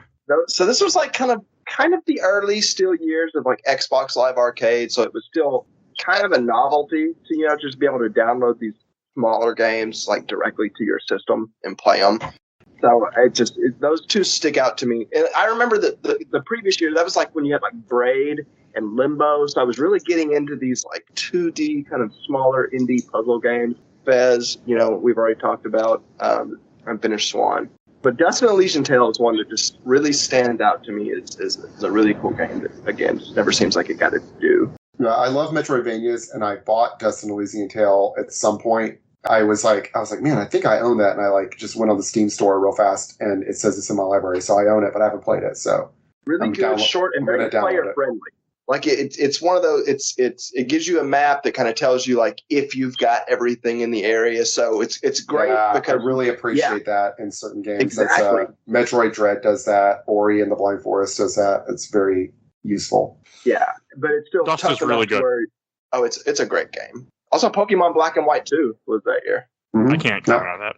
That's another one where I own Black 2. I own Black 2, but I haven't played it. So it's in my 3DS case, but I haven't played it, so I couldn't talk on it. I do like Pokemon, but there's certain gaps for me, and that's Black and White 2 is one of the gaps. I've heard though that it especially Kat Bailey of the Axe of the Blood God podcast and IGN and formerly US Gamer editor-in-chief, my favorite video game journalist. She is a big Pokemon person, and Black and White 2 is her favorite Pokemon game. Yeah, Kat does really good work. So she talks very highly of it, especially of the battle tower thing of the multiplayer in it, which is not something I ever really touch in Pokemon games. They're very, very good Pokemon games. I need to play those one day because I've been trying to go through and like finish Pokemon games. Like we played Crystal on the show not too long ago. Yeah. We did Emerald, but I mean, I also never played Crystal. I played Silver, so close enough, but I wanted to go back. And my next one is either going to be the originals or to go on to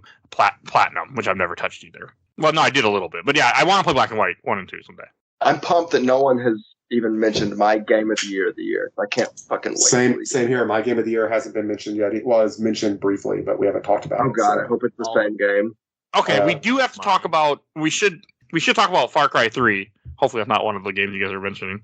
No, I have Far Cry 3. I actually have every Far Cry game except for 6, but I've only played Far Cry 1. So I'm bad about buying games and then not playing them.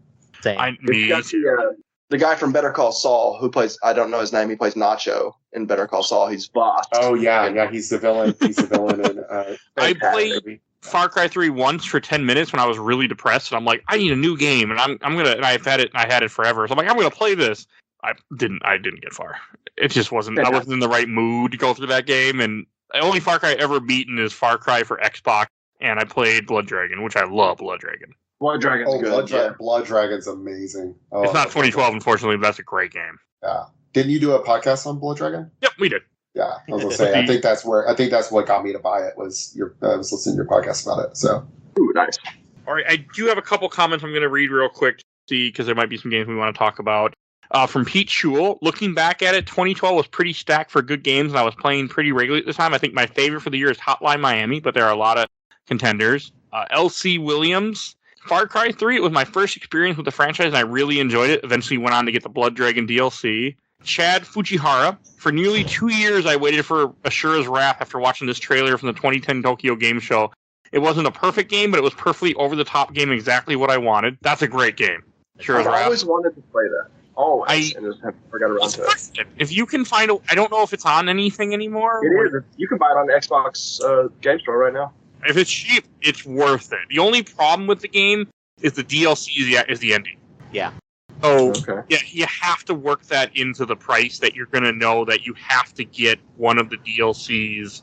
Otherwise, you're not going to get the actual ending of the game, which is shitty. But again, it was that time when they did that crap. Well, that's not how I took it, because when you play the DLC, it doesn't feel like it's supposed to be DLC. It feels like they were trying to make a sequel. And I know for a fact that game didn't do well, and I feel like what it is, well, we're already halfway done making part 2 because you want us for it to come out in a year. Capcom was like, no, just either make it DLC or not. The game's not getting an ending or a continuation.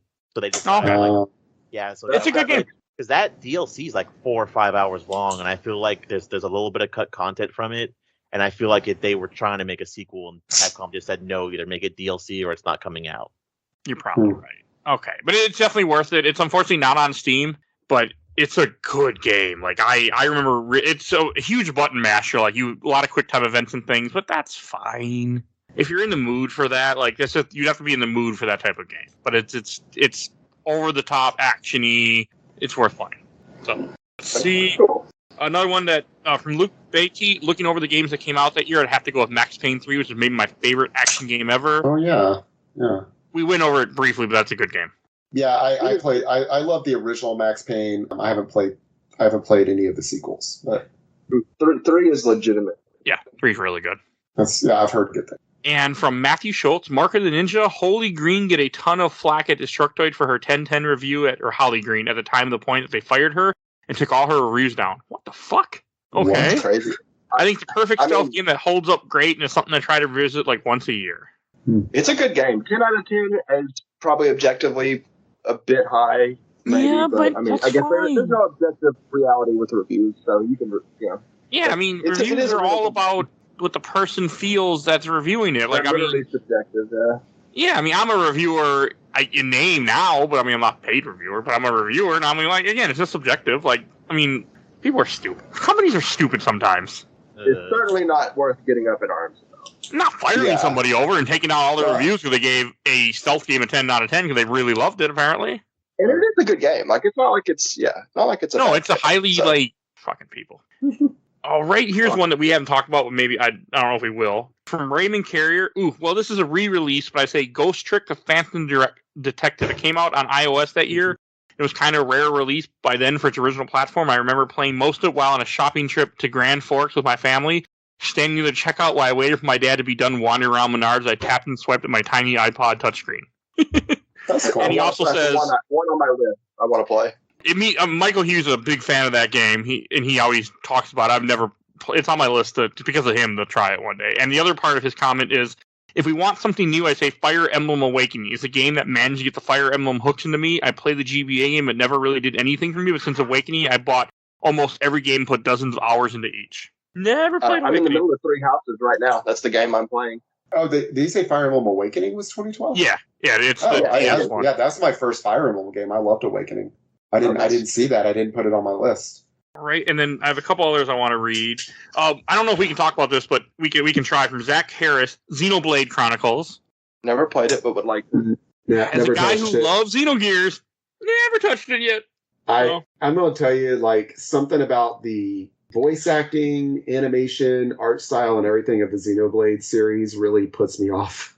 Honestly, I'm in a couple of Discords where they are like huge Xenoblade fans, and people are just like talking up real big, and I'm just like, yeah, I mean, I believe you, but man, I don't know, something about it just like it's repellent to me personally. Looking at it, maybe if I tried it, I would discover that I love it, but. Oh, and one random thing about Ashura's Wrath that I want to mention is Ashura's Wrath is a DLC where you fight Ryu and Dark Ryu. I thought it was the other guy. Akuma? Yeah, it's Akuma. Watching it right now, it's Dark Ryu. Oh, okay. Well, it's Ryu, then he becomes Dark Ryu. I think there might have been an Akuma one too, also. That was an Akuma one. He kind of Okay, looks good. like a Kuma. It does look like I mean, Dark Ryu is essentially Akuma, isn't he? Kind of. I don't know enough. I would like to talk about Far Cry 3 because it is on my top 3 list. Okay, then we'll definitely talk. Oh yeah. No, feel free. Far Cry 3, I think, is a really good game, and it really comes back. The one issue that I have with it, not with the game itself, but with it in general, is it starts off the Far Cry series of, hey, every game needs to have a tower, and you have to climb that tower to open up a Gotta map. climb the towers. Yeah, and then you gotta, but they also do have some quality of life stuff. I love the fact that this is a game where it's the Return of the Bow. This came out, and then like Tomb Raider and a bunch of other games. I want to say it might be Hunger Games' fault, but I'm not 100% sure. But I think you're onto Oh, something there. yeah, the tattoo system with a level up system for it in the game is really good. I was watching. It did have the big like white savior energy that was kind of a little. Yeah, that was a little weird, weird. too about it.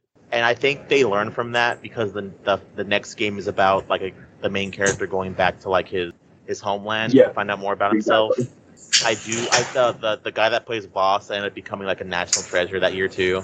And I feel like a lot of people make references to who would be a new good Joker. I feel like he would be a really good if he used that kind of like energy to be a new Joker. I would totally watch that movie. This is the guy that is in Better Call Saul. Yeah, Michael Mando. I want to say.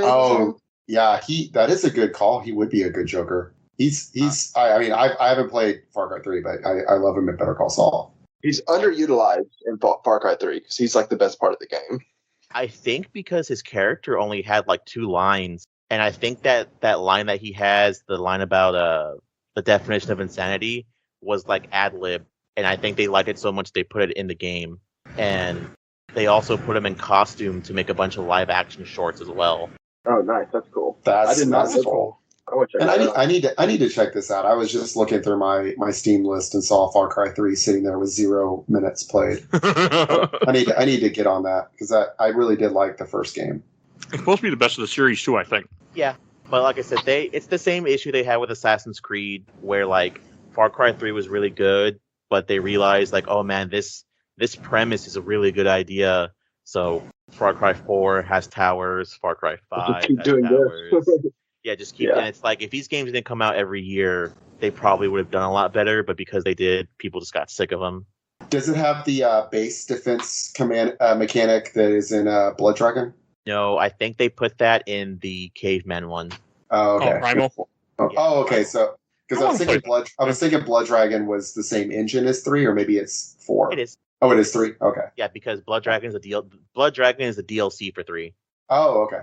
Yeah. I played a lot of Blood Dragon and I really liked it. I liked it. So I need to give 3 a go. Oh, and I have a random game I need to mention. It won't be long. Final Fantasy Dimensions came out this year too. It looks like. What's that? Oh no, never mind. What that is. Came out for Android.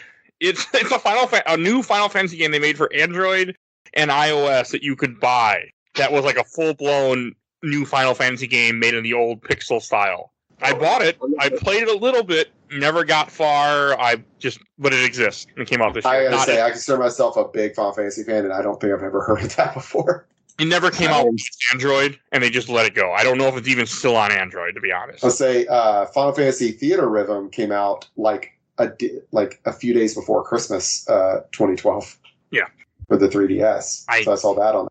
I tried to play that; didn't work out so well. I'm not a rhythm game person, so I've never even touched it. But it's getting re-released, like remaster with a bunch of new songs and stuff on Switch, I think, soon, if I'm correct. And it's got like a bunch of, it's got music from other Square games. So Final Fantasy Dimensions is still on. You can buy it on Android for $14. Jesus Christ. That is why we never played it. Like, it's Square, very much. Square wants you paying like $20 per game for mobile games. I mean, I guess, it could be worth. I mean, I guess it's worth it, but it's just like people aren't used to paying that much for mobile games, I don't think. No, I mean, it's a full game. Like, it's a full blown game. And I remember I bought it, but I never, I can't play phone games easily. It's very hard for me to stick with one, even like something like that has an ending. It's just hard for me. And I had emulation, so I'm like, I can emulate anything I want. What do I care about this thing? So yeah, there needs to be some kind of rule to where if your game's been out for more than like 5 or 10 years, it needs to be less than $10. Yeah, that's the thing. It's like I love like Final Fantasy VI. I love Final Fantasy VI, but I'm not going to pay Square $15 to play it on Android. Like, I've had Final Fantasy VI since the early 90s and mid 90s. Like, but they want your money, damn it! Again and again and again. They want your money to help towards that Chrono Break game that's going to come out someday. Huh? I have at this point bought 4 copies of Final Fantasy VI between Super Nintendo, PlayStation 4 or 5, and freaking Switch, and the Super Nintendo one. I mean, the SNES Classic one. Just come on. No, I don't. I mean, that's neat. I never heard of this game. I mean, it's cool that it exists. But, I just had to mention it. Yeah, and there's a couple of big mobile games we didn't mention. This is when Temple Run came out. Oh, I know. I don't think it's like a good game, but I definitely played it a lot because when it came out, I didn't have very many mobile games. I'm going to read 2 more comments, and we're going to go to our top 3. From Carl Klein, maybe XCOM Enemy Unknown. 2012 was a lot of beer ago. I can't remember what all came out. A lot of beer ago. Enemy Unknown did come out then, yes. From Angel Johnson, Journey, which also came out in 2012. I was very surprised. I was literally looking at it on my list, surprised that no one has brought that up yet. I've been purposely waiting on it, but Okay, I figured that might be the case. I figured it might be in one of somebody's top 3, so I didn't want to mention it. It's not. It's one I know. I've again I've read about and stuff, but I haven't actually played. So I know it's really important, but we can't say a lot about it.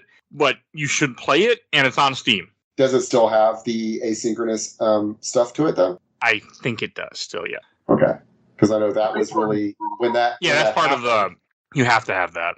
I'll say that was like a really unique aspect of it. I know when it came out that everyone was like really interested in.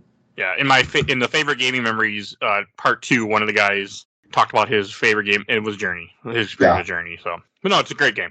But it's not... We can't really talk much about it, because... It's a game that you have to experience. Yeah. All right, let's go on to top 3 games. So each of us have. I mean, if we haven't talked about, feel free to go into it. If not, we'll just make it more brief. And Blake, what about you? Okay. This is tough. My number 1 again. All right, so I whittled it down. I think I landed on Dragon's Dogma, and then I just had to tie between Walking Dead and Mass Effect 3 for that second, but I just couldn't choose. Mm-hmm. But my game of the year is a game called Zero Escape Virtue's Last Reward. This is a sequel to a DS game called 999, 9 hours, 9 doors, 9 days. I can't remember, something like that. Something like that, yeah. Has anyone here played Zero or the series? I know of it. No. Okay. I know of it. So it's like a visual novel / escape room simulator, I guess you would say. I'm just going to spoil some shit. So in the first game, 999, the DS game, fantastic game. Again, like a visual novel, escape room scenarios. The big twist is that your main... So it gets into like a lot of cool physics stuff. And one of these is like a kind of like a sort of quantum entanglement situation to where essentially the girl that... So you wake up on a boat and you're all trapped. You've been trapped by some mastermind. You're playing death games to try to save your lives. It turns out it was put together by your friend, a girl who's like a late teenager. And the whole twist is that herself, as a young girl in the past, is like quantum entangled with herself in the future. So you can solve the puzzles, and then she solves them as a little girl by watching you do it, which allows her to escape the boat, grow up to become an adult, and then put you on the boat so she can watch you solve the puzzles. It's fucking bonkers, but that is bonkers. Uncovering it. That is insane. So the second one gets into like multiple timeline stuff in the sense that, so it's got this big branching narrative map that you can access at any time. And you kind of, so you'll hit a puzzle, for instance, with like 5 levers, pull a lever, and you all 5 of them kill you. So it kind of locks, and it's like a hard stop. Well, the in game, one of the explanations is that like you're living multiple timelines, and sometimes you can get glimpses of another timeline. So if you hit a dead end like that, you just go to your map, go to another path, and you may see hours down the road a note that's like, oh, pull levers 3, 4, and 1 in that order. All right. So then you can then go back to the original timeline, and your character in game will have a flash of like, oh God, I know the solution, but I don't know how I know it. It's because you, the player, have played these multiple timelines, and now your in-game character is getting flashes of those other timelines and realizes he knows how to solve the puzzles because you just did it, but doesn't know why. There's a lot of fucking meta knowledge and It's this kind of thing where you're explaining it to us, and if we don't get it, it won't matter because by the time we play the game someday, we'll have no idea what you're talking about. And this is like a 5% of the twist. It gets so much crazier and bonkers than that. And cannot recommend those 2 games. Now, if there's a third game in the series 2, we can forget about that one. I didn't think it was near as good as those. But those first 2 games together, and you really have to play the first one to make the second one hit as hard as it does. But they're just so fantastic, and cannot recommend enough. I now want to play these games because I'm a huge fan of the Danganronpa series, and I know Me too. It's the same people who make those games. Exactly. And, since that's what that game's about, now I have to play it because that sounds fucking awesome. Danganronpa, was one of my all-time favorite game series. So I'm glad to have a kindred spirit here. And yes, very similar, same team, kind of same direction-y stuff. Yes. I cannot recommend it. Okay. Any other games to mention, or was that your top 3? I'll just throw, there's literally 2 or 3 games left that I just to mention. Final Fantasy 13-2. God, that's 20. Torchlight 2, Thomas Was Alone, and Super Hexagon are just games that I enjoyed from that year. What about you, Kerry?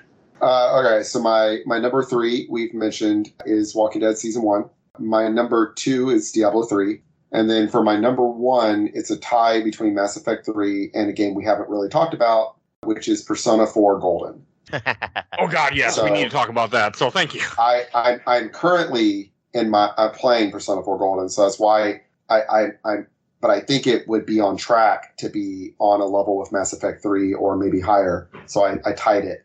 I got the original Persona 4 on PS2, and I played I talked about this on a recent episode of the podcast, but I got maybe maybe 35 hours in or so. I gotten Kanji in my party, and the Kanji bathhouse dungeon just really put a sour taste in my mouth about the way they were handling things. Yeah. Which I've heard, and of course I am, I'm cis male and all that. So, I can't really speak to whether it's okay or not. I've had some friends of mine that are gay that still like it in spite of that, or even think that maybe I'm missing the point on it. And that's fine, whatever. But it kind of put a sour taste in my mouth. So I put the game down and I didn't play it for like a year. And then Persona 4 Golden came on Steam, and I sold my PS2 copy for double the cost of Persona 4 Golden on Steam.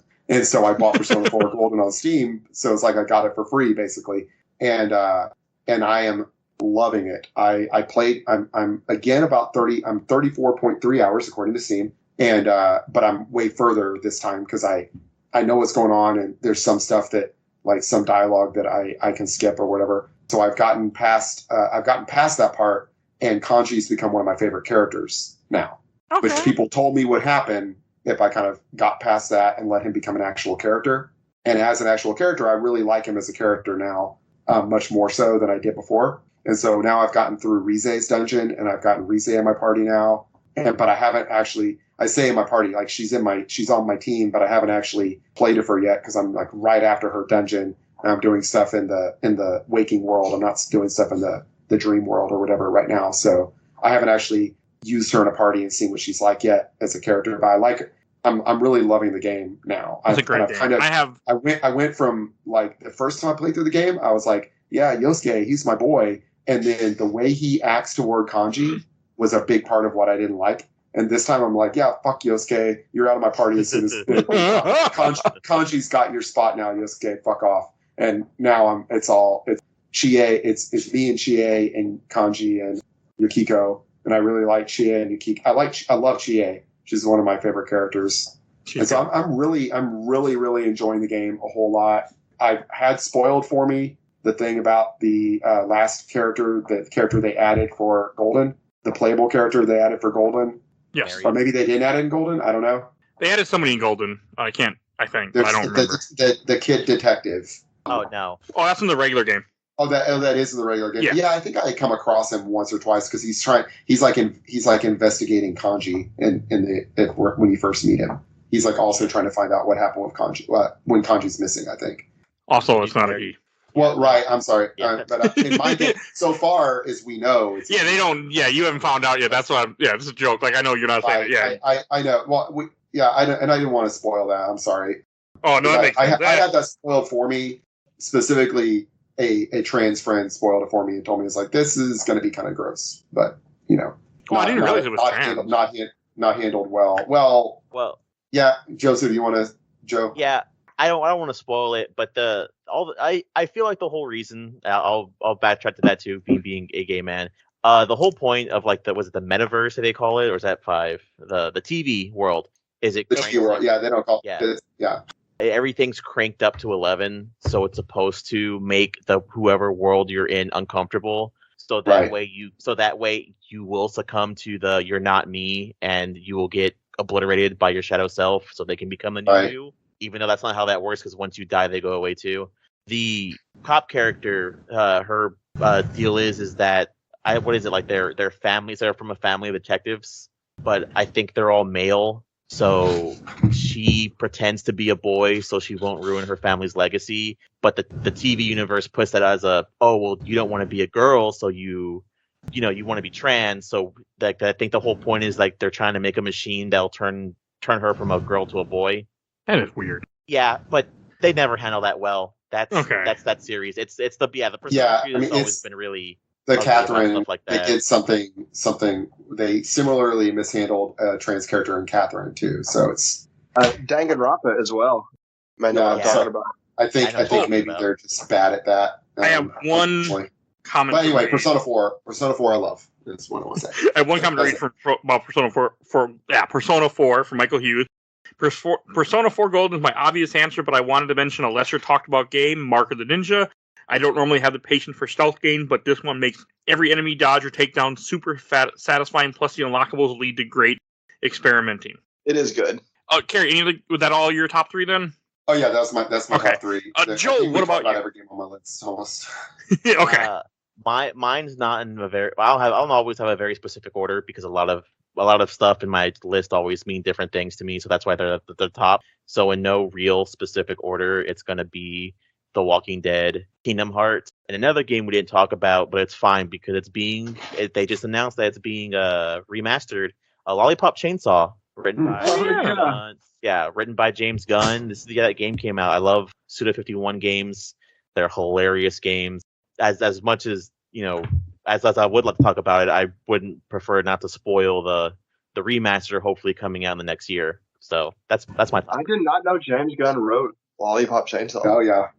When you play it shows. I want a lot. I want to play it one day. I own it. I've never got around to it.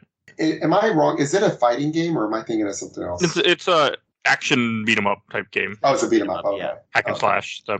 The downside to the game is I think because in the game you fight zombies, obviously your boyfriend gets bitten and you chop his head off and perform a magical spell. So now he hangs out on your hip. I think her name's like Julia Starlet or something like that. Yeah, it is.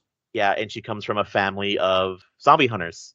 And there's tons of hilarious dialogue, tons of F-bombs dropped. I think the only complaint I have about the game is to get the good ending. Go to certain levels, there are survivors spread about, and you have to save every survivor, and I think there's like 50 of them, to get the good ending. But just like Batman, that can be done by just watching on YouTube. So Okay. I'll go last. I have 3 games I want to mention. I think I mentioned, let me pull back up my list. I think I mentioned everything, though, so far. Oh, yeah. My 3 are Mass Effect 3, Sleeping Dogs, Lego Lord of the Rings, and not in that order. I didn't play much that came out in 2012, I realized. I went through the whole list of everything it released, and I'm like, man, I didn't play much at all. So, I really like Mass Effect 3, and I remember I love Sleeping Dogs, and I really like Lego Lord of the Rings. So, Sleeping Dogs would probably be my number 1 for the year. But nice. So worthy game. Yeah. I just realized I was looking through my Steam library. I have Sleeping Dogs Definitive Edition here, so all right, but you know what? That's something else for me to jump on. Hey, does that work on Steam? On not Steam, Steam Deck, I wonder? Ooh, maybe. Because I'm actually going to be buying a Steam Deck hopefully soon once they send me a letter and saying, we'll send you one, pay us. I'm going to order it. I want to say anything that's older, that like maybe 5 years older, you'll probably more than likely be able to play on your Steam Deck. I know we talked about it earlier, Prototype. I had to refund it because it wouldn't start. It would get to the start screen, and when you hit the confirm button, the whole game would crash. So, all right. And Kerry, where can people find you at? Hey, I'm on Twitch at Karooseta, Kerooseta. I modify and repair video game consoles on my channel. Though not a lot lately because of the heat in my workshop because I'm in Texas. But I also play a lot of, I usually just throw on, anytime I'm on my PS5, I'll just throw it on stream so you can watch me, play through a lot of Elden Ring and so on there. So, okay. Yep, that's me. All right. And Blake, did you have anything to plug? No, but I got a question for you guys. We're going to do a quick poll here. I need to start either Deathloop or Slime Rancher 2. So, I can't. What do I do? Slime Rancher 2 is my vote. I would say Deathloop because it's shorter. But if you want to do Slime Rancher, I'd probably go with Slime Rancher. I'm excited about it. I haven't played either, so I can't answer anything. my son is a big Slime Rancher fan, and we got Slime Rancher 2 because it's on Game Pass, so we got it for free. And exactly. He is currently loving Slime Rancher 2, and I just watching him play it. It's a huge step up just in the visual quality. Like it just looks better. It looks like it has a much bigger budget. And so if you like the original Slime Rancher, I'm betting that Slime Rancher 2 is going to be a good one. If you haven't played it, then I don't know. But fucking sold, man. That's what I'm doing this weekend. There you go. Awesome. All right.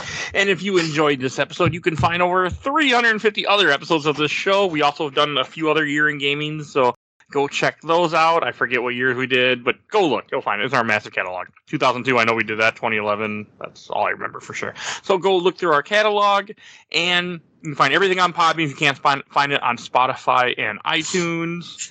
And if you want to support the show, little as a dollar, you can vote in our Patreon polls. Each month we have different Patreon polls. I don't know what will be going on when we release this in November, so go vote, though. Go check it out. I'll be promoting it on the social medias. Please follow us on Facebook, Instagram, Twitter, and on YouTube. Audio only, but we're on YouTube. You can find us on there.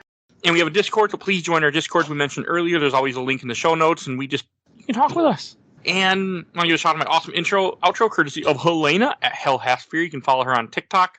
And shout out to my buddy Bill Tucker, who started his own podcast in the MCU called Gamer Looks at 40. So check him out, where he interviews people how video games affect their lives. And I think that's everything I need to say. So we will see you guys all next time. Bye, everybody. See ya. Bye.